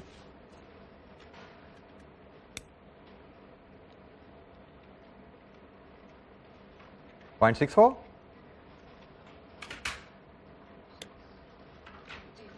0.64। तो आइए जनाब last step beta equity calculate करेंगे। बीटा इक्विटी ग्लोबल का फॉर ऑयल रिग डिवीजन, ठीक है, ग्लोबल का beta equity for oil rig division. तो उसके लिए हम बीटा एसेट पकड़ेंगे 0.64 और उसको ग्लोबल की गेयरिंग की मदद से बीटा इक्विटी में कन्वर्ट करेंगे। और ग्लोबल की गेयरिंग हमें जो गिवन है यहाँ पे 45 डेट 55 इक्विटी। जी यही फार्मूला बनेगा ना, यही फैक्टर बनता है ना बीटा इक्विटी के लिए। क्या आता है यहाँ से बीटा इक्विटी ग्लोबल के ऑयल रिग डिवीजन के लिए? बिजनेस रिस्क ऑयल रिग का, गेयरिंग ग्लोबल की।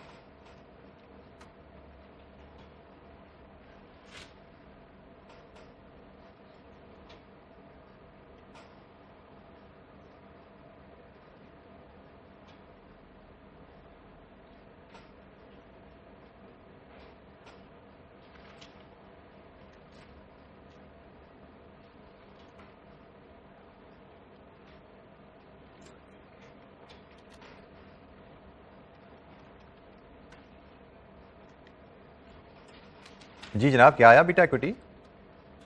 फंस गए 2.5 खुदा का नाम लो 1.01 0.64 से 2 पॉइंट पे जाते जाते बड़ा टाइम लगता है। 1.01 जी ये है हमारे लिए ग्लोबल के ऑयल रिग डिवीजन के लिए सूटेबल बीटा, ग्लोबल के ऑयल रिग डिवीजन के प्रोजेक्ट के अप्रेजल के लिए सूटेबल बीटा 1.01। जी कोई इतराज कैलकुलेशन पे? ये 4 स्टेप्स आपके सामने हैं। हमने कैसे पोर्टफोलियो बीटा के कॉन्सेप्ट को यूज करते हुए एक कंपोनेंट का रिस्क एडजस्टेड केई कैलकुलेट की, एक कंपोनेंट की रिस्क एडजस्टेड केई कैलकुलेट की। 2 बिजनेसेस थे ग्लोबल के, उनमें से एक बिजनेस के लिए सूटेबल केई क्या है, तो इसको यूज करेंगे हम यहां पे जी 1.01। तो केई क्या आएगी यहां से 12.07 और वैक 8.84%।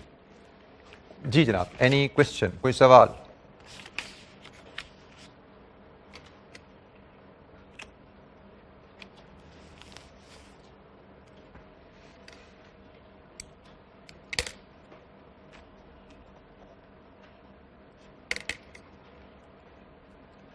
किसी स्टेप पे कोई गाइडेंस चाहिए पूछिए।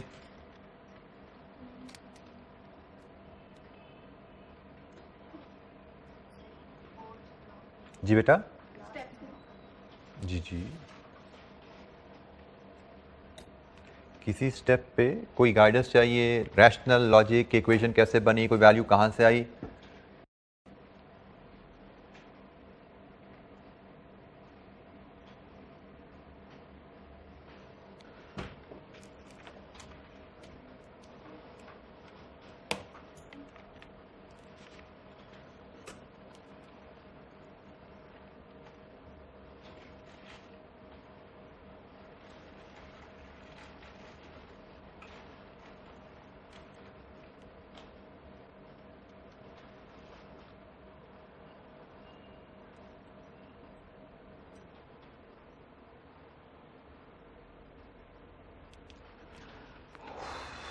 जी कॉस्ट ऑफ कैपिटल पे हमारी डिस्कशन काफ़ी कंप्रीहेंसिवली हमने इसको कवर कर लिया कुछ इलस्ट्रेशंस के थ्रू। अभी मैंने इसके पास पेपर क्वेश्चन इसके अलग से आपसे मैं शेयर नहीं कर रहा, अभी हम उसको अटेम्प्ट नहीं कर रहे क्योंकि कॉस्ट ऑफ कैपिटल का जो कॉन्सेप्ट है स्टैंड लोन क्वेश्चन में भी आता है, लेकिन ज़्यादातर इसकी टेस्टिंग एपीवी के क्वेश्चन में, बिजनेस वैल्यूएशन के क्वेश्चन में या रीस्ट्रक्चरिंग एंड रीऑर्गेनाइजेशन के क्वेश्चन में की जाती है। तो इसलिए हम कॉस्ट ऑफ कैपिटल के सोर्स ऑफ फाइनेंस के भी मैंने आपको ज़्यादा क्वेश्चन नहीं कराए। हम ये 3-4 चैप्टर इकट्ठे पढ़ेंगे, फिर काफ़ी प्रोलॉन्ग्ड एक्सरसाइज करेंगे पास पेपर की, जिसमें हमारे सारे concept source of finance, cost of capital, business valuation के साथ मिलके टेस्ट हो रहे होंगे। ठीक है, तो अभी मैंने कॉन्सेप्चुअली आपको तमाम चीज़ों को कॉस्ट ऑफ कैपिटल कवर कराया और कोशिश की कि रेपिटेटिव बेसिक इलस्ट्रेशन से आपको बेसिक्स जो है वो अब्जॉर्ब आपको हों।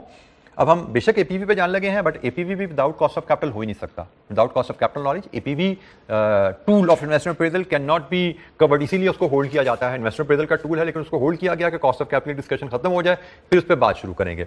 तो अब हम एपीवी की डिस्कशन पे मूव कर रहे हैं, कॉस्ट ऑफ कैपिटल को गुड बाय कहते हुए, लेकिन साथ साथ चलती रहेगी कॉस्ट ऑफ कैपिटल हमारे। इवन बिजनेस वैल्यूएशन में भी ये बहुत रिगरसली यूज होगी कॉस्ट ऑफ कैपिटल का नॉलेज, और उसी डेप्थ में यूज होगा जिस डेप्थ में हमने ये चैप्टर पढ़ा है। इसी डेप्थ में शायद इससे एक स्टेप आगे जाके ही ये कॉन्सेप्ट हमारा आगे बिजनेस वैल्यूएशन के एरिया में भी यूज होने वाला है।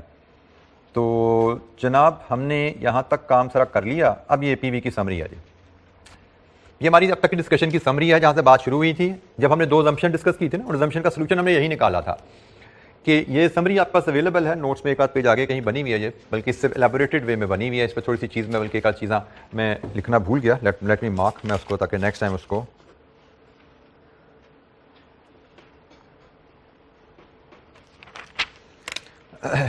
अच्छा जी, हमने जो पढ़ा है कि आप जब कोई नया बिजनेस करने चाहते हैं, as a result of new business अगर आपका फाइनेंशियल रिस्क भी सेम है, as a result of undertaking new venture अगर आपका फाइनेंशियल रिस्क सेम है, इससे मुराद क्या है कि आप नए वेंचर को भी करंट गियरिंग में फाइनेंस करें।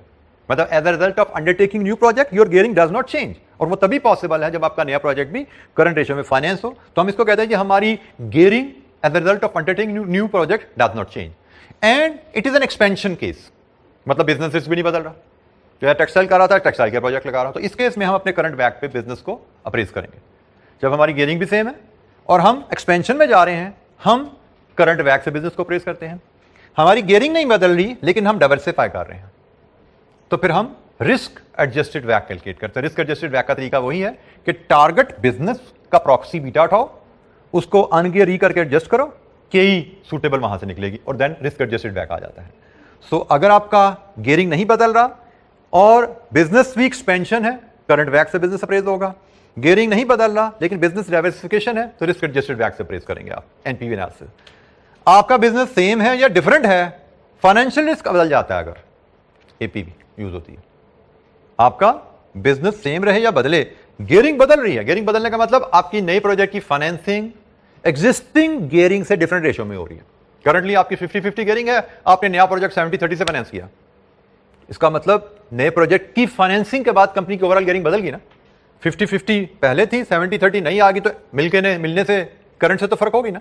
तो जब फर्क होगी तो एपीवी जो मर्जी टूल हो। तो अब एपीवी क्या है, एडजस्टेड प्रेजेंट वैल्यू क्या है, इसको कैसे अप्लाई करते हैं उस पर हम बात करेंगे। एडजस्टेड प्रेजेंट वैल्यू का मैं एग्जाम में क्वेश्चन आएगा ना, तो नॉर्मली से अगर 20 नंबर का सवाल आता है, 20 नंबर प्रॉपर इन्वेस्टमेंट अप्रेजल का क्वेश्चन होगा, उसमें से शायद 10-12 नंबर की स्किल्स वही हैं जो हम पहले सीख चुके हैं। कैश फ्लोज बनाना, बड़े मेजर मार्क वहां पे लाया करते हैं, वैसे ही जैसे हम सीख चुके हैं। डिस्काउंटिंग करना वो हमें आती है, सीख चुके हैं हम, ठीक है। Discount rate is a question mark, but कोई मुश्किल क्वेश्चन मार्क नहीं, यूं करके हल हो जाना हमारा, वो भी हम समझो सीख चुके हैं। सिर्फ एक कुछ एडजस्टमेंट्स हैं, आप कह लो कि मे बी 20 मार्क के क्वेश्चन में 6 से 8 नंबर की एडजस्टमेंट्स आती हैं, जो एपीवी की कुछ स्पेसिफिक एडजस्टमेंट है, वो हमने सिर्फ कवर करनी है। तो स्टेप्स मैं आपसे शेयर करता हूं एपीवी को, किन स्टेप्स को फॉलो करके हम परफॉर्म करते हैं। उन स्टेप्स में सिर्फ एक ही स्टेप है जो हमें जिस पर तवज्जो करनी है, बाकी सारी चीजें अभी हमें 5 मिनट में आगे क्लियर हो जाएंगी एपीवी की। अच्छा जी, एपीवी का पहला स्टेप है एस्टीमेट प्रोजेक्ट्स कैश फ्लो। ये तो वही है जी जो हमने एनपीवी के लिए करना होता था, जो आईआरआर के लिए करना होता था, कोई नई चीज नहीं है। ये थोड़ा सा फर्क है कि हम एनपीवी में प्रोजेक्ट कैश फ्लोज को कॉस्ट ऑफ कैपिटल पे डिस्काउंट करते थे। एपीवी करनी है तो आप कैश फ्लोज को केयू पे डिस्काउंट करते हैं। केयू क्या है, ये भी आपके लिए कोई अनफेमिलियर चीज नहीं है। केयू आपने एमएम की इक्वेशन में भी पढ़ी थी, और कैपम की इक्वेशन में भी अगर आप बीटा एसिडिक्स इक्वेशन में डाल दोगे ना, तो ये केयू बन जाती है। अगर कैपम इक्वेशन में बीटा एसेट ले लो, केयू क्या है कि अनगियर्ड बिजनेस की कॉस्ट ऑफ इक्विटी, तो अनगियर्ड बिजनेस के लिए अनगियर्ड बीटा यूज कर लो, ठीक है। तो आप डिपेंडिंग अपॉन द इंफॉर्मेशन, आपको बीटा इंफॉर्मेशन दी गई, आप इस इक्वेशन से केयू निकाल लो। आपको टारगेट बिजनेस की केई दी गई है, आप इस इक्वेशन से केई निकाल लो। हमें ये भी तो हो सकता है, जैसे हमने कहा जी अभी यहाँ पे हमें कहा जा रहा था जी हम टेक्सटाइल बिजनेस करते हैं, सीमेंट करना चाहते हैं, हो सकता है हमें सीमेंट की बीटा वैल्यू दी जाए, हो सकता है हमें सीमेंट बिजनेस की कंपैटिटर की केई दे दी जाए। अगर सीमेंट के कंपैटिटर की केई दी गई है तो उसको अनगियर कर लेना, अगर सीमेंट के कंपैटिटर का बीटा दिया गया है उसको अनगियर कर लेना, बीटा अनगियर करके क्या पता केई आ जाएगी। सो केयू निकालना भी हमारे लिए कोई दिक्कत नहीं है, जो हमारा नॉलेज ऑलरेडी इस वक्त है हम उसकी बेस पे केयू ले सकते हैं। तो एपीवी में डिस्काउंट रेट ये होता है, वैक नहीं होता, एपीवी में डिस्काउंट रेट ये होता है। तो आपने प्रोजेक्ट कैश फ्लो लिए, आपने केयू डिटरमिन करना है। जब आपने स्टैब्लिश कर लिया कि आप एपीवी टूल अप्लाई करने जा रहे हैं, क्वेश्चन हर दफा जरूरी नहीं कि आपसे डिमांड करे एपीवी का टूल लगाओ, क्वेश्चन की डेटा से आपको बात कर पिक करना पड़ेगा, ठीक है, वहां से आपको हिंट लेना पड़ेगा कि ये एपीवी का क्वेश्चन। अक्सर एग्जामिनर कह देता है कि एपीवी से इसको हल करो, फिर तो टेंशन ही खत्म आपकी, आपने सोचना ही नहीं है कि एपीवी या एनपीवी, उसने जब कह दिया एपीवी तो एपीवी। लेकिन बात का लिखते हैं एवैल्यूएट द प्रोजेक्ट, तो टूल आपको खुद सेलेक्ट करना है। तो उसमें हो सकता है सर्कमस्टांसेस ऐसे दिए जाएं जैसे हमने पिछले ग्रिड में देख रहे थे, जिनसे आपको पता लगे कि ये एपीवी से होने वाला सवाल है। तो बहरहाल कैश फ्लोस कोई इशू नहीं, केयू कोई इशू नहीं, इन कैश फ्लोस को इस डिस्काउंट रेट पे इसकी एनपीवी ले ली, ठीक है जी। कैश फ्लोस पता है, डिस्काउंट रेट पता हो तो एनपीवी में कोई दिक्कत आती है हमें। तो जनाब हम यहां एनपीवी पे पहुंच जाते हैं, इसको कहा जाता है बेस केस एनपीवी। ये प्रोजेक्ट एनपीवी नहीं कहलाती, ये बेस केस एनपीवी कहलाती है और इस पर डिसीजन नहीं लिया जाता। अभी हमने इससे आगे चलना है क्योंकि हम एपीवी पे जाना चाह रहे हैं, एडजस्टेड प्रेजेंट वैल्यू पे जाना चाह रहे हैं। तो एडजस्टेड प्रेजेंट वैल्यू पे जाने के लिए पहले आप बेस केस एनपीवी बनाते हो। बेस केस एनपीवी क्या है? प्रोजेक्ट कैश फ्लोस को डिस्काउंट करो केयू पे, assuming as if project is going to be all equity finance, assuming as if the company is all equity finance. All equity finance company अगर project है तो उसका discount rate केयू होता है ना, ऑल इक्विटी फाइनेंस कंपनी के लिए suitable discount rate केयू होगा। तो प्रोजेक्ट कैश फ्लो को केयू पे डिस्काउंट करो, बेस केस एनपीवी कहलाती है। तो हमें स्टेप नंबर 1 में absolutely no issue, step number 2 में based on our knowledge up till now कोई इशू नहीं है, स्टेप नंबर 3 में भी कोई इशू नहीं है। हमें सिर्फ ये स्टेप सीखना है, calculate PV of cost and benefits associated with proposed financing structure. आगे हम पढ़ते हैं ये फाइनेंसिंग स्ट्रक्चर से एसोसिएटेड कॉस्ट एंड बेनिफिट्स क्या क्या है, उनकी पीवी कैसे लेनी है, हमने इस स्टेप पे फोकस करना है। एपीवी भी कोई मसला नहीं है। स्टेप नंबर 3 से आती है आपकी बेस केस एनपीवी, और यहां से जो भी एडजस्टमेंट्स की आप वैल्यू निकालोगे इन दोनों को सम करोगे एपीवी आ जाएगी। तो स्टेप नंबर 5 भी कोई मसला नहीं है। फॉर एग्जांपल आपने यहां पे एनपीवी निकाली से 500 पॉजिटिव, और इन फैक्टर्स का आपने सम निकाला से नेगेटिव 50, तो एपीवी आपकी बन गई 450 पॉजिटिव। इतनी सी कहानी। तो हमने सिर्फ ये जो वैल्यू है ये कहां से आती है, ये कौन कौन सी एडजस्टमेंट्स हैं जिनको हमने यहां पे कैलकुलेट करके इस वैल्यू तक पहुंचना है। हमने सिर्फ फोकस है अब हमारा इस पॉइंट के ऊपर कि भाई ये cost and benefits associated financing structure क्या होती हैं और इनकी पीवी कैसे कैलकुलेट करनी है। बाकी ये स्टेप्स आपके सामने हैं, किसी स्टेप को सोचने में, विजुलाइज करने में कि भाई ये कैसे होगा, कोई दिक्कत है तो पूछिए। मैं सिर्फ इसकी बात करने जा रहा हूं अभी और अगले कुछ घंटों तक। आहिस्ता आहिस्ता हम इस पर फोकस कर रहे होंगे, बाकी भी कर आते रहेंगे चीजें, लेकिन मेन टारगेट लर्निंग का यही रहेगा हमारा कि डिफरेंट एडजस्टमेंट्स क्या, फाइनेंसिंग स्ट्रक्चर से रिलेटेड कॉस्ट एंड बेनिफिट्स क्या क्या होते हैं और उनसे रिलेटेड उनकी पीवी कैसे कैलकुलेट करनी है, इस पर बात रहेगी हमारी।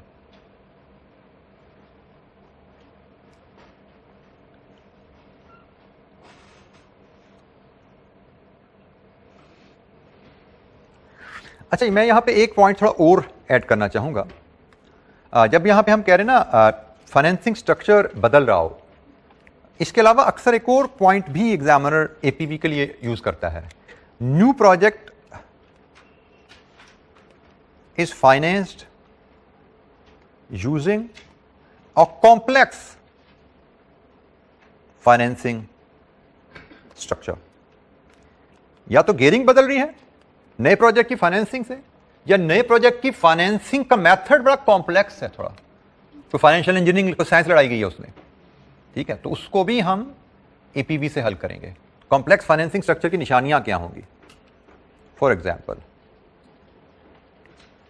Issue cost is involve in raising date.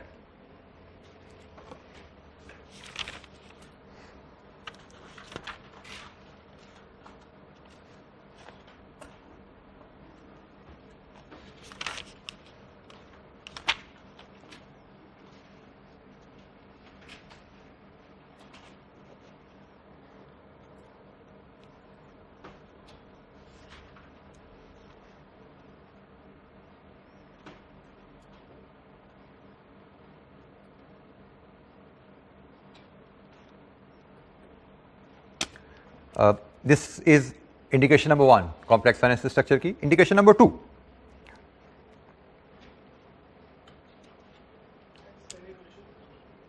जी बेटा, subsidised debt is available for project. ये सारी चीजें अभी हम एडजस्टमेंट में जाएंगे, मैं आपको एलैबोरेट करूंगा। केस नंबर 3, ये बुक में ये चीजें अनफॉर्चुनेटली ओमिट हुई हैं, इनको ऐड कर लीजिएगा। ये चीजें कॉम्प्लेक्स फाइनेंसिंग स्ट्रक्चर से क्या मुराद है ये लिख लीजिएगा। कि जैसे मैं दोबारा बता दूं कि सिर्फ गेयरिंग के चेंज होने से एपीवी कंपलसरी नहीं होती। नए प्रोजेक्ट की फाइनेंसिंग अगर कॉम्प्लेक्स फाइनेंसिंग स्ट्रक्चर से हो तो भी एपीवी रिक्वायर्ड होगी। और कॉम्प्लेक्स फाइनेंसिंग स्ट्रक्चर हम कब कहेंगे? जब हम नए प्रोजेक्ट के जो पैसा रेज कर रहे हैं उस पर इशू कॉस्ट हमें इनकर करनी पड़ी है, इशू कॉस्ट में पे करनी पड़ी है नए प्रोजेक्ट के लिए फाइनेंस रेज करने पे। इशू कॉस्ट से हम फेमिलियर हैं टर्म से, सोर्स ऑफ फाइनेंस में पढ़ के आए हम। जब हमें नए प्रोजेक्ट के लिए सब्सिडाइज डेट अवेलेबल है, जैसे अक्सर हम अभी आजकल चल रहा है ना, ऑडिट कर रहे होंगे, कौन सा सब्सिडाइज डेट चल रहा है आजकल? 2 सब्सिडाइज डेट चल रहे हैं आजकल। एक प्रोजेक्ट फाइनेंसिंग के लिए चल रहा है, ऑडिट में नहीं है आप, कौन है ऑडिट में? कौन है ऑडिट में? आप हैं। सब्सिडाइज डेट कौन कौन से आजकल चल रहे हैं कंपनीज के? नहीं पता? किसी को नहीं पता? एक खत्म हो गया, एक की स्कीम तो खत्म होगी, दूसरे की तो ऑफर में लगता है अभी भी चल रही होगी। एक कोविड की वजह से स्टेट बैंक ने दिया था सैलरी वेजेस की फाइनेंसिंग के लिए सब्सिडाइज डेट दिया गया था, बट वो प्रोजेक्ट फाइनेंसिंग नहीं है, हमारे लिए रेलेवेंट नहीं है। वो सैलरीज एंड वेजेस की फाइनेंसिंग था। प्रोजेक्ट फाइनेंसिंग के लिए कौन सा डेट की स्कीम चल रही है आजकल? टर्फ, आई टर्फ या टर्फ, इसको क्या कहते हैं? इसका किस चीज की टर्फ एब्रीविएशन? आई टर्फ किस चीज की एब्रीविएशन है? इस्लामिक टर्म ERF, ITRF, ये बेसिकली एब्रीविएशन किस चीज के मेरे भी ध्यान से स्लिप कर गया, but this is subsidised loan for capital investments. Businesses जो एक्सपेंशन में जाना चाहते हैं उनके लिए सब्सिडाइज्ड लोन, कैपिटल एसेट की फाइनेंसिंग के लिए सब्सिडाइज्ड लोन अवेलेबल है। ठीक है, तो कुछ प्रोजेक्ट की फाइनेंसिंग के लिए ITRF अगर आप ले रहे हो किसी प्रोजेक्ट की फाइनेंसिंग के लिए, then APV should be used उस प्रोजेक्ट की फिजिबिलिटी के लिए, सब्सिडाइज्ड लोन मिले। और तीसरा आइटम यहां पे आती है, if new project will give rise to spare debt capacity। अब ये spare debt capacity क्या है ये टर्म, अभी जैसे मैंने कहा आगे चलते हैं तो मैं आपको एलैबोरेट कर दूंगा spare debt capacity क्या है। सब्सिडाइज्ड लोन पे भी बात होगी, इशू कॉस्ट पे भी बार बार बात होती जाएगी। वैसे तो issue cost technically you should know, subsidised debt आपको मैंने क्लियर कर दिया। सिर्फ ये स्पेयर डेट कैपेसिटी क्या, इस पे क्वेश्चन मार्क है भाई, ये क्या हो गया, ये कौन सी कॉम्प्लेक्स फाइनेंसिंग स्ट्रक्चर की निशानी है, इसको हम कैसे पहचानेंगे, इस पे भी हम बात करेंगे। तो मैंने आपसे यहां से बात की कि हमें प्रोजेक्ट को एपीवी पे फाइनेंस करना पड़ेगा अगर नए प्रोजेक्ट की फाइनेंसिंग की रेशो कंपनी की एग्जिस्टिंग रेशो से डिफरेंट है, या अगर नया प्रोजेक्ट कॉम्प्लेक्स फाइनेंसिंग स्ट्रक्चर से फाइनेंस किया जा रहा है, उसका पैसा कॉम्प्लेक्स फाइनेंसिंग स्ट्रक्चर से आ रहा है, और कॉम्प्लेक्स फाइनेंसिंग स्ट्रक्चर से पैसा आने से बाद उसके पैसे को रेज करने में इनमें से कोई भी टर्म यूज होगी। हमें उस नए प्रोजेक्ट के लिए पैसा कॉस्ट पे करना पड़ा, हमें नए प्रोजेक्ट का पैसा सब्सिडाइज्ड रेट पे मिल गया, या नए प्रोजेक्ट की वजह से स्पेयर डेट कैपेसिटी अराइज हुई, क्या है क्वेश्चन मार्क अभी है, इसको हम जवाब करते हैं थोड़ा आगे चल के। तो जनाब ये हैं, इनमें से कोई भी इशू हो, ये वाला इशू हो या इनमें से कोई कंडीशन एग्जिस्ट करे, हम एपीवी पे जाएंगे। एपीवी से मुराद क्या है भाई, ये 5 स्टेप को कैलकुलेट करना है आपने, 5 स्टेप को परफॉर्म करना है, 5वें स्टेप में आपको एपीवी मिल रही है। बाय द वे एपीवी का डिसीजन रूल भी वैसे ही है जैसे एनपीवी का है, पॉजिटिव और negative, positive APV, negative APV, accept and reject. Decision rule इसका वही एनपीवी वाला, ठीक है, adjusted present value, net present value. तो अब हम एडजस्टमेंट्स की बात करें, जो कहा गया है यहां पे कहीं पे लिस्टेड बिलो। अब इन एडजस्टमेंट को बिलो को समझना, ऐसे ही मैं आपके सामने लिस्ट ला रहा हूं, टोटल 6 एडजस्टमेंट में डिस्कस नहीं कर रहा, अभी हम 1 बाय 1 इलस्ट्रेशन करते जाएंगे, मैं आपको एक एक बताता जाऊंगा, साथ करते जाएंगे, बट ये एक समरी है। इन टोटल 6 एडजस्टमेंट बनती हैं हमारी, जो मैक्सिमम टेस्ट हो सकती हैं। और हम अगर देखें तो किसी क्वेश्चन में कोई 2 होती हैं, किसी में 3 होती हैं, किसी में 4 भी आ जाएंगी, इससे ज्यादा होती नहीं है। 6 तो मैक्सिमम पॉसिबल एडजस्टमेंट है, और इसमें भी under certain circumstances adjustment number 3 and 6 can be combined. मैं पहले अलग-अलग डिस्कस करूंगा आपसे, फिर को कंबाइन भी मैं करके आपसे शेयर कर लूंगा आगे क्वेश्चन में, इलस्ट्रेशन में जाके। और कब कंबाइन हो सकती हैं? ऑलवेज, हमेशा कंबाइन ही होंगी। मैं इनिशियली सिखाने के लिए आपको इसको ज़्यादा डिस्कस करूंगा, इसको ज़्यादा डिस्कस करूंगा, लेकिन अगर हमें कोई क्वेश्चन है जिसमें ये दोनों एडजस्टमेंट एप्लीकेबल होंगे 3 एंड 6, हम हमेशा कंबाइन वर्किंग किया करेंगे। ठीक है, हम इलस्ट्रेशन नंबर 4 एंड 5 इनको भी कंबाइन कर सकते हैं। ये है जी 4 एंड 5, हाँ इनको भी कंबाइन कर सकते हैं। इनको कब कंबाइन करेंगे? सिर्फ एक सूरत में, when taxes are paid in the same year. ठीक है, अगर टैक्सेस सेम ईयर में है तो हम इन दोनों को कंबाइन करके वर्क कर लेंगे, लेकिन अगर अलग-अलग है, टैक्सेस एरियाज में है तो ये अलग वर्क होगी, ये अलग वर्क होगी। ठीक है, तो हम इनको अलग-अलग भी वर्क करना सीखेंगे, कंबाइंड भी वर्क करना सीखेंगे। डिफरेंट छोटे से इलस्ट्रेशन से हम ये 6 एडजस्टमेंट सीखेंगे। और जैसे मैंने कहा, अगर 20 नंबर का सवाल है, इन 6 में से हमें जो 2-3-4 एडजस्टमेंट आएंगी वो 6 से 8 नंबर की हैं। 12 नंबर की चीजें हम ऑलरेडी सीख चुके हैं। तो ये पीवी का क्वेश्चन हम अभी टॉपिक जरूर नहीं आ पा रहे हैं, बट ऑलरेडी 12 नंबर की जो इसके क्वेश्चन में कॉन्सेप्ट्स आते हैं, तकरीबन आप कह सकते हो 60% या मोर देन 60% कॉन्सेप्ट्स हम ऑलरेडी कवर कर चुके हैं। अब सिर्फ हमने ये कुछ नई चीजें सीख के उसमें प्लग कर देनी है, तो हमारा वो 100% क्वेश्चन कंप्लीट हो जाएगा। जी, कोई सवाल यहाँ पे? जी, बैकग्राउंड एपीवी का डिस्कस हुआ। सब्सिडाइज्ड लोन बेटा लो रेट्स पे मिलता है। जैसे मेरी कंपनी कमर्शियल रेट पे लोन लेने जाएगी प्रोजेक्ट फाइनेंसिंग के लिए, तो शायद उसको 12% में मिलता, लेकिन गवर्नमेंट की स्कीम आ गई तो मुझे प्रोजेक्ट फाइनेंसिंग के लिए, मॉडर्नाइजेशन ऑफ माय प्लांट के लिए या एक्सपेंशन ऑफ माय प्लांट के लिए गवर्नमेंट 8% पे दे रही है लोन मुझे, स्टेट बैंक की थ्रू। ठीक है, सब्सिडाइज लोन लोअर रेट्स पे गवर्नमेंट आपको आपके कमर्शियल रेट के मुकाबले में सस्ते दामों लोन दे रही है, कम इंटरेस्ट रेट पे लोन दे रही है। बेटा कमर्शियल बैंक को तो कोई इंसेंटिव नहीं है सब्सिडाइज करने को, गवर्नमेंट के पास इंसेंटिव है। They want to promote certain economic activity. ठीक है, तो उसके लिए वो फॉर एग्जांपल जैसे यहाँ पे रिसेंट जो ये टर्फ का लोन आ रहा है आजकल के ट्रेंड में, वो आपकी जो टेक्नोलॉजिकली ऑब्सोलीट हो रहे हैं कुछ प्लांट, उनको इंसेंटिव दिया जा रहा है कि भाई आप अपग्रेड करो। जैसे हमारे टर्फ के लोन है, मुझे लगता है हमारी टेक्सटाइल सेक्टर की जो रीवैम्प है उसमें बड़ा रोल प्ले किया है, क्योंकि हमारे टेक्सटाइल सेक्टर पे बहुत बड़ा एलिगेशन ये रहा है कि पास्ट में हमारे टेक्सटाइल सेक्टर ने कमाया बहुत, लेकिन उन्होंने मॉडर्नाइजेशन पे, अपग्रेडेशन ऑफ टेक्नोलॉजी पे इन्वेस्ट नहीं किया। जो कमाया खाते गए, री इन्वेस्टमेंट बिजनेस में नहीं हुई, उससे बिजनेसेस अब मशीनरी ऑब्सोलीट होनी शुरू हुई और इंटरनेशनल मार्केट में कंपेटिटिव नहीं रहे हाई वेरिएबल कॉस्ट की वजह से, क्योंकि टेक्नोलॉजी आपकी वेरिएबल कॉस्ट को नीचे लाती है ना।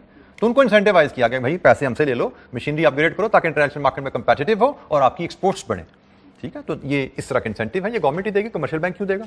कमर्शियल बैंक तो कमर्शियल बैंक है, they don't have interest in economy of the country, they don't take measures for the economy of the country, they just take measures for their own economy और profitability. जी, any question? कोई और सवाल?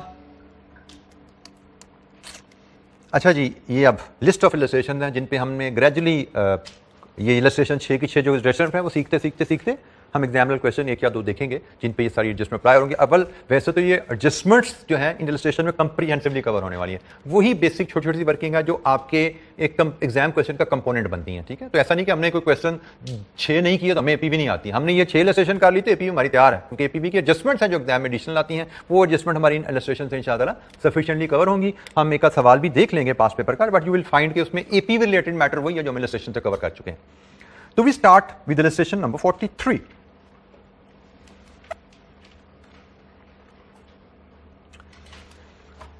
इसमें तो APV की बात ही नहीं है, ये तो कहता है suitable discount rate for an NPV analysis. बताइए, ये तो एनपीवी की रिवीजन है हमारी। देखते हैं जी क्या है। High tech manufacturers mobile phones, its beta equity is 1.568 and its debt equity ratio is 1:2. The company wishes to diversify and so wants to evaluate sausage manufacturing project. Hunter PLC is the market leader in the sausage manufacturing. Its beta equity is 0.775 and it has 25% debt financing. Risk-free rate is 4. Market return is 11. Corporate debt can be assumed to be risk-free. Corporate tax rate is 30. Suitable discount rate for an NPV analysis of high-tech sausage project. High-tech जो currently किस business में है? Mobile phone के, वो sausage business पे जाना चाह रही है, उसका सूटेबल डिस्काउंट रेट बताओ। तो वैक है तो एनपीवी में यूज होता है ना वैक, जो जरा फटाफट ये कैलकुलेट करके दिखाओ। जैसे रिवीजन है छोटी सी, 2 मिनट 3 मिनट कितने मिनट चाहिए? फटाफट जरा छोटा सा वैक का सवाल एनपीवी पे जाने से पहले, एपीवी पे जाने से पहले एनपीवी की एक छोटी सी रिवीजन एक्टिविटी।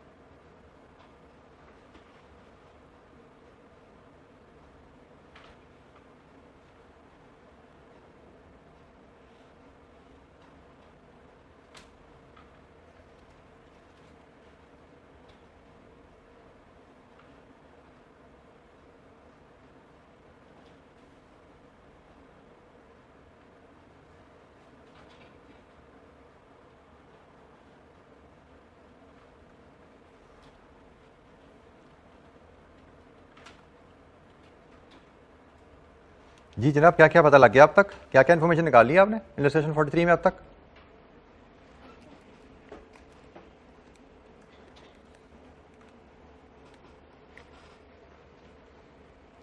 आपको बैक चाहिए था 43 में, तो सोर्स ऑफ फाइनेंस निकलने थे आपके, एक डेट एक इक्विटी। कॉस्ट चाहिए थी आपको। डेट की कॉस्ट क्या है? उसने कहा डेट रिस्क फ्री समझ लो, तो पोस्ट टैक्स करें तो 2.8%। मार्केट वैल्यू पर स्केयरिंग डेट 1 इक्विटी 2।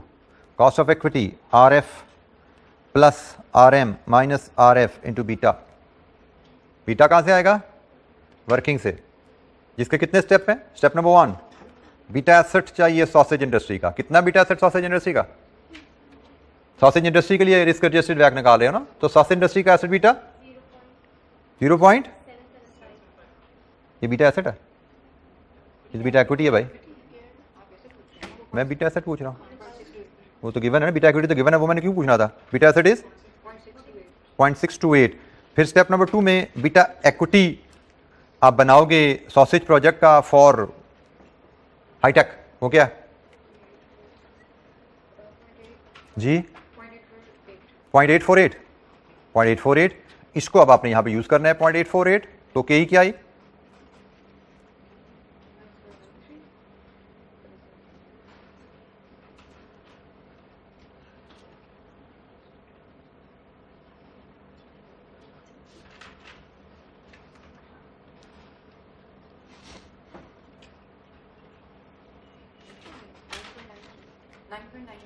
नाइन 9.93%। और यहां से फिर वैक बताइए क्या आया? रिस्क एडजस्टेड वैक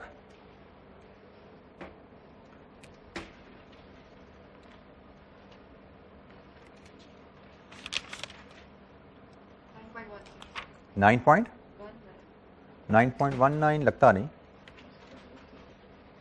वैक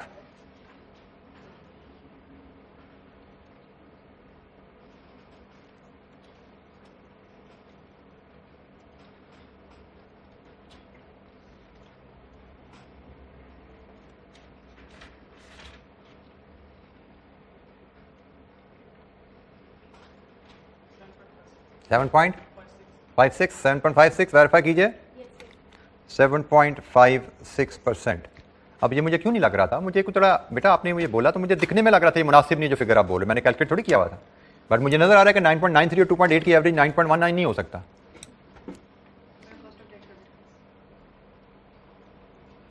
जी एनी क्वेश्चन? ये हो गया।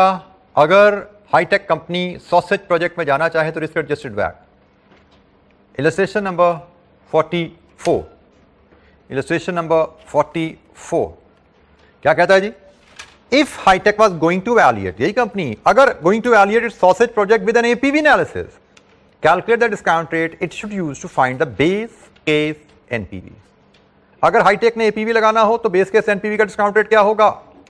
क्या होता है बेस केस एनपीवी का डिस्काउंट रेट? केयू। और केयू कैसे आता है? कैपम इक्वेशन में अगर हम बीटा एसिड यूज कर लें, कौन सा बीटा? ये वाला। सॉसेज बिजनेस का बीटा एसिड यही है ना, सॉसेज बिजनेस का बीटा एसिड यही है। इस बीटा एसिड को यूज करें यहां पे तो आपको मिलेगी KU which is at suitable discount rate for APV analysis. RF इज 4 प्लस 11 माइनस 4 इंटू 0.628। तो जनाब केयू क्या आया? 8.40%। This is KEU।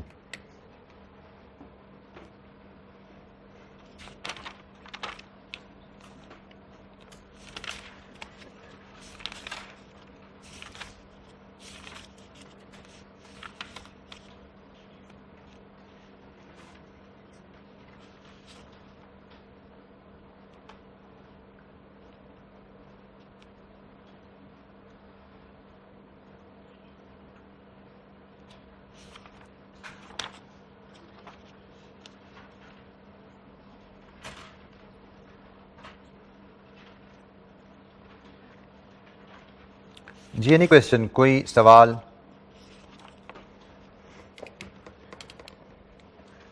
अच्छा जी, फाइनेंसिंग एडजस्टमेंट्स और एपीवी वो हमने डिफरेंट इलस्ट्रेशन के थ्रू सीखना है। अब आगे जो हमारी पहली इलस्ट्रेशन है उसमें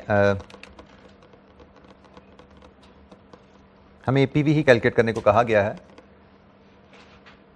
इलस्ट्रेशन 45 रिक्वायरमेंट है जी, estimate the adjusted present value of the project. पढ़ते हैं जी डाटा और एपीवी की निकालते हैं, कैसे निकलनी है। Rizwan Limited is a company currently engaged in manufacture of baby equipment. It wishes to diversify into manufacturing of snowboard. ये ज़हन में रखने हैं, एपीवी के लिए डाइवर्सिफिकेशन हो या एक्सपेंशन हो, दोनों ऑप्शन में एपीवी कैलकुलेट की जाएगी। Where either financing of the new project will result in a change in capital structure of the company or financing of the new project is through complex financing structure. इन दो situation में से कोई भी बात होगी तो हम एपीवी पर जाएंगे। यहां पे तो उसने रिक्वायरमेंट में कह दिया ना, तो हमें तो सोचना ही नहीं है, हमें तो बस एपीवी की तरफ चल पड़ना है सोचे बगैर।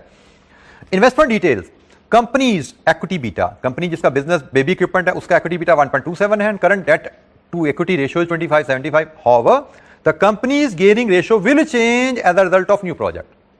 इसका मतलब नीचे उसने एपीवी ना भी मांगा होता तो ये एपीवी होना था, नीचे उसने लिखा होता ना वैल्यूएट द प्रोजेक्ट, तो ये जुमला बता रहा है ये प्रोजेक्ट एपीवी से वैल्यूएट होना है।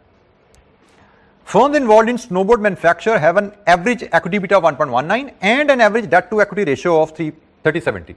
ये snowboard manufacturing का जो बिजनेस है उसका इंडस्ट्री डेटा आ गया। Assume that debt is risk free, that the risk free rate is 10 and the expected return from market portfolio is 16। ये RF हो गया, ये आपका RM हो गया। The new project will involve the purchase of new machinery for the cost of 800 million net of issue cost। अब ये जुमला ना भी लिखा हो, इशू कॉस्ट होता है फाइनेंस रेज करने पे जो खर्चा आया, ऐसे ही इशू कॉस्ट होता है जो फाइनेंस रेज करने पे खर्चा आया। And by the way it has nothing to do with the cost of the machine. Cost of the machine तो जब अपने सप्लायर को पेमेंट देनी होती है ना। इशू कॉस्ट क्या है? फाइनेंस रेज करते हुए इन्वेस्टर से जब पैसा ले रहे थे उसमें कटौती लग गई एडमिनिस्ट्रेटिव कॉस्ट की। आपने इन्वेस्टर से 100 रुपया लिया, 2% अगर इशू कॉस्ट है तो आपके हाथ में 98 आया, ये उसकी कहानी। और cost of the machine is the price that you पे टू द, तो आपने 98 आया या 50 आया या 70 आया, सप्लायर को क्या देना है? ये इंडिपेंडेंट वैल्यू है, ठीक है। This machinery which will produce annual cash flows cash inflows of 450 million for 3 years। At the end of this time it will have no scrap value. So net operating cash flow की figure उसने आपको दे दी, 450 million है, 3 साल life है। Corporation tax is payable in the same year at the rate of 33%. Machine will attract writing down allowance of 25% per annum on reducing balance basis with the balancing allowance at the end of the project. Life when machine is scrapped. ये जुमला ना भी लिखा हो, हमें पता है ऐसा ही होता है, ठीक है। ये जुमला ना भी लिखा हो, हम ऐसा ही करते हैं। Financing details are new investment will be financed as follows: debenture redeemable in 3 years time 40%, right issue of equity 60%, issue costs are 4% on gross equity issued and 2% on gross debt issued। अच्छा जी, ये जी कहानी होगी। अब इस सारी कहानी को पढ़ने के बाद चले जाइए go to the basic. APV करना है, स्टेप नंबर 1 कैश फ्लो। तो प्रोजेक्ट कैश फ्लो तो वैसे ही है जैसे हमने एनपीवी में सीखे थे। आपकी इनिशियल इन्वेस्टमेंट आती है, आपके ऑपरेटिंग कैश फ्लोज आते हैं, आपके टैक्सेशन आती है। टैक्सेशन कैसे होगी? वही operating cash flows minus depreciation, profit, profit पर टैक्स, सेम वही चीज़ है, कोई इसमें नई रॉकेट साइंस नहीं है। तो ये पार्ट तो बड़ा सिंपल है। प्रोजेक्ट लाइफ 3 साल है और टैक्सेस भी सेम ईयर में है, इसका मतलब 0 से 3 तक, ठीक है, 0 से 3 तक। ये कौन सी इलस्ट्रेशन हम कर रहे हैं? 45 नंबर इलस्ट्रेशन है जी। और हमने जो डिस्कस किया इसका पैटर्न कि भाई 3 साल प्रोजेक्ट लाइफ और 0 इन्वेस्टमेंट का, तो टोटल 4 कॉलम हमें बनाने पड़ेंगे। एक 0, 1, 2 एंड 3। और डाटा हमें जो गिवन है वो रुपीस इन मिलियन की कहानी है ना, 800 मिलियन, तो रुपीस इन मिलियन में ही लेके चलेंगे हम। हमारा ये एक इनिशियल कैपिटल इन्वेस्टमेंट है, capex, then net operating cash flows हैं और फिर टैक्सेस, यही। This should give us net project cash flows. फिर हमें डिस्काउंट फैक्टर चाहिए होगा जो कि होगा KU। कहाँ से आएगा? वो वर्किंग से हम निकालेंगे कहीं जाके। फिर हम PV लेंगे और फिर हम base, case and PV calculate कर लेंगे, देन विल मूव फॉरवर्ड। फिर हम फाइनेंसिंग स्ट्रक्चर को देखेंगे, उससे एसोसिएटेड कॉस्ट एंड बेनिफिट्स को देखेंगे और उनकी एडजस्टमेंट कैलकुलेट करके बेस केस एनपीवी में हम ऐड करेंगे। तो मैं यहाँ पे इसके बाद रखूंगा फाइनेंसिंग एडजस्टमेंट की हेडिंग। वो कितनी यहाँ पे एप्लीकेबल होंगी वो हम आगे चल के देख लेंगे, लेकिन फाइनेंसिंग एडजस्टमेंट के बाद हम यहाँ पे जो सम मिलेगा दैट विल बी एपीवी, वो मैं यहाँ पे एपीवी लिखूंगा और उसके बाद डिसीजन दूंगा पॉजिटिव या नेगेटिव क्या है।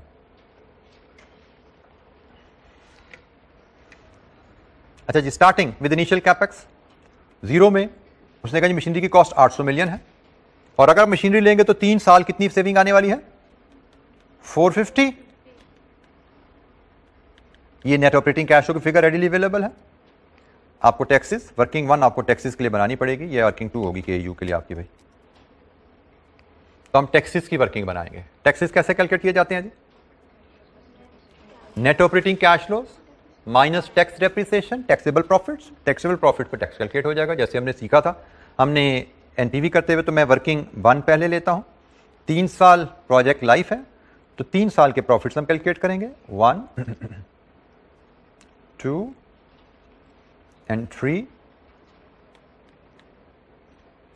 Net operating cash flows as given rupees in million में 450 450 450 और टैक्स डेप्रिसिएशन इसमें से लेस करेंगे विच इज कितनी है जी टैक्स डेप्रिसिएशन का रेट 25% रिड्यूसिंग बैलेंस। तो 800 का 25 200 ये पहली डेप्रिसिएशन।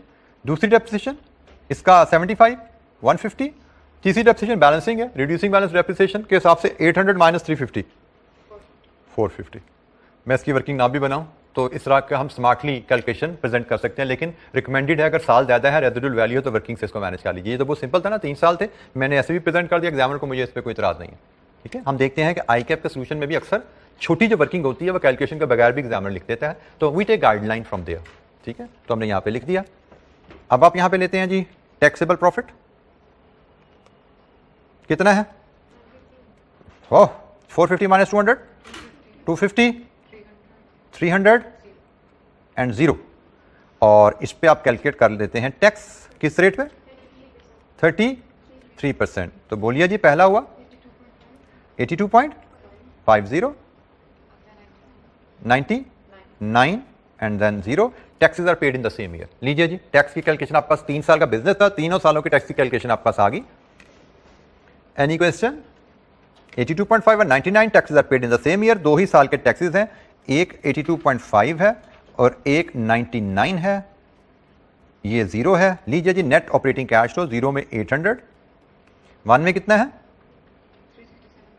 367.50, इनफ्लो है 2 में 351.00 एंड देन 450.00।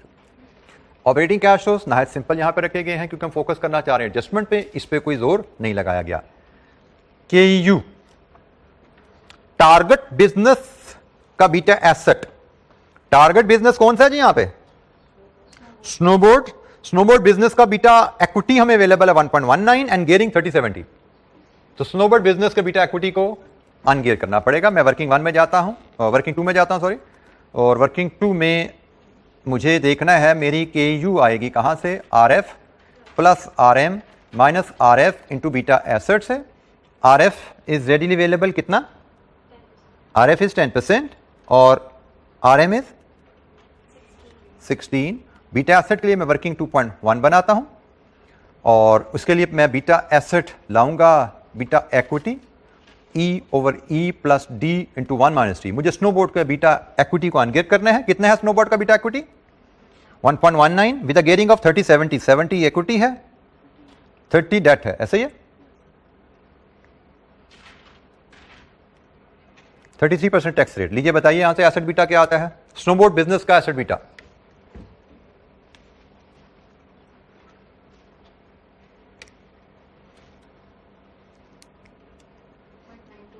.92 0.92 एसेट बीटा यहां यूज कीजिए। केयू क्या आई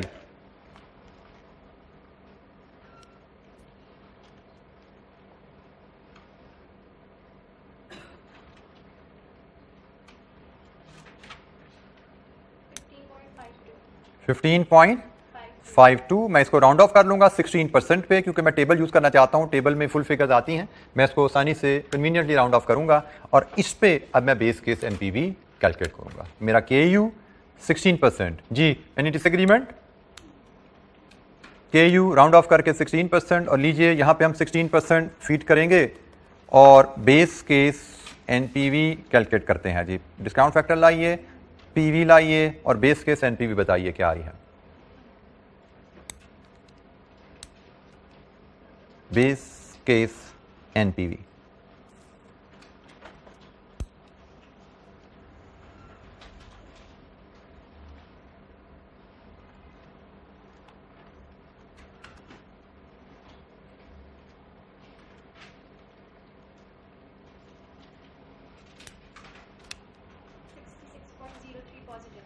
base case 66.03 positive, 66.03 rupees in million में हम चल रहे हैं एंड इट इज पॉजिटिव। तो बजट कैश फ्लोज को 16% पे डिस्काउंट किया, बेस केस एनपीवी 66.03 पॉजिटिव।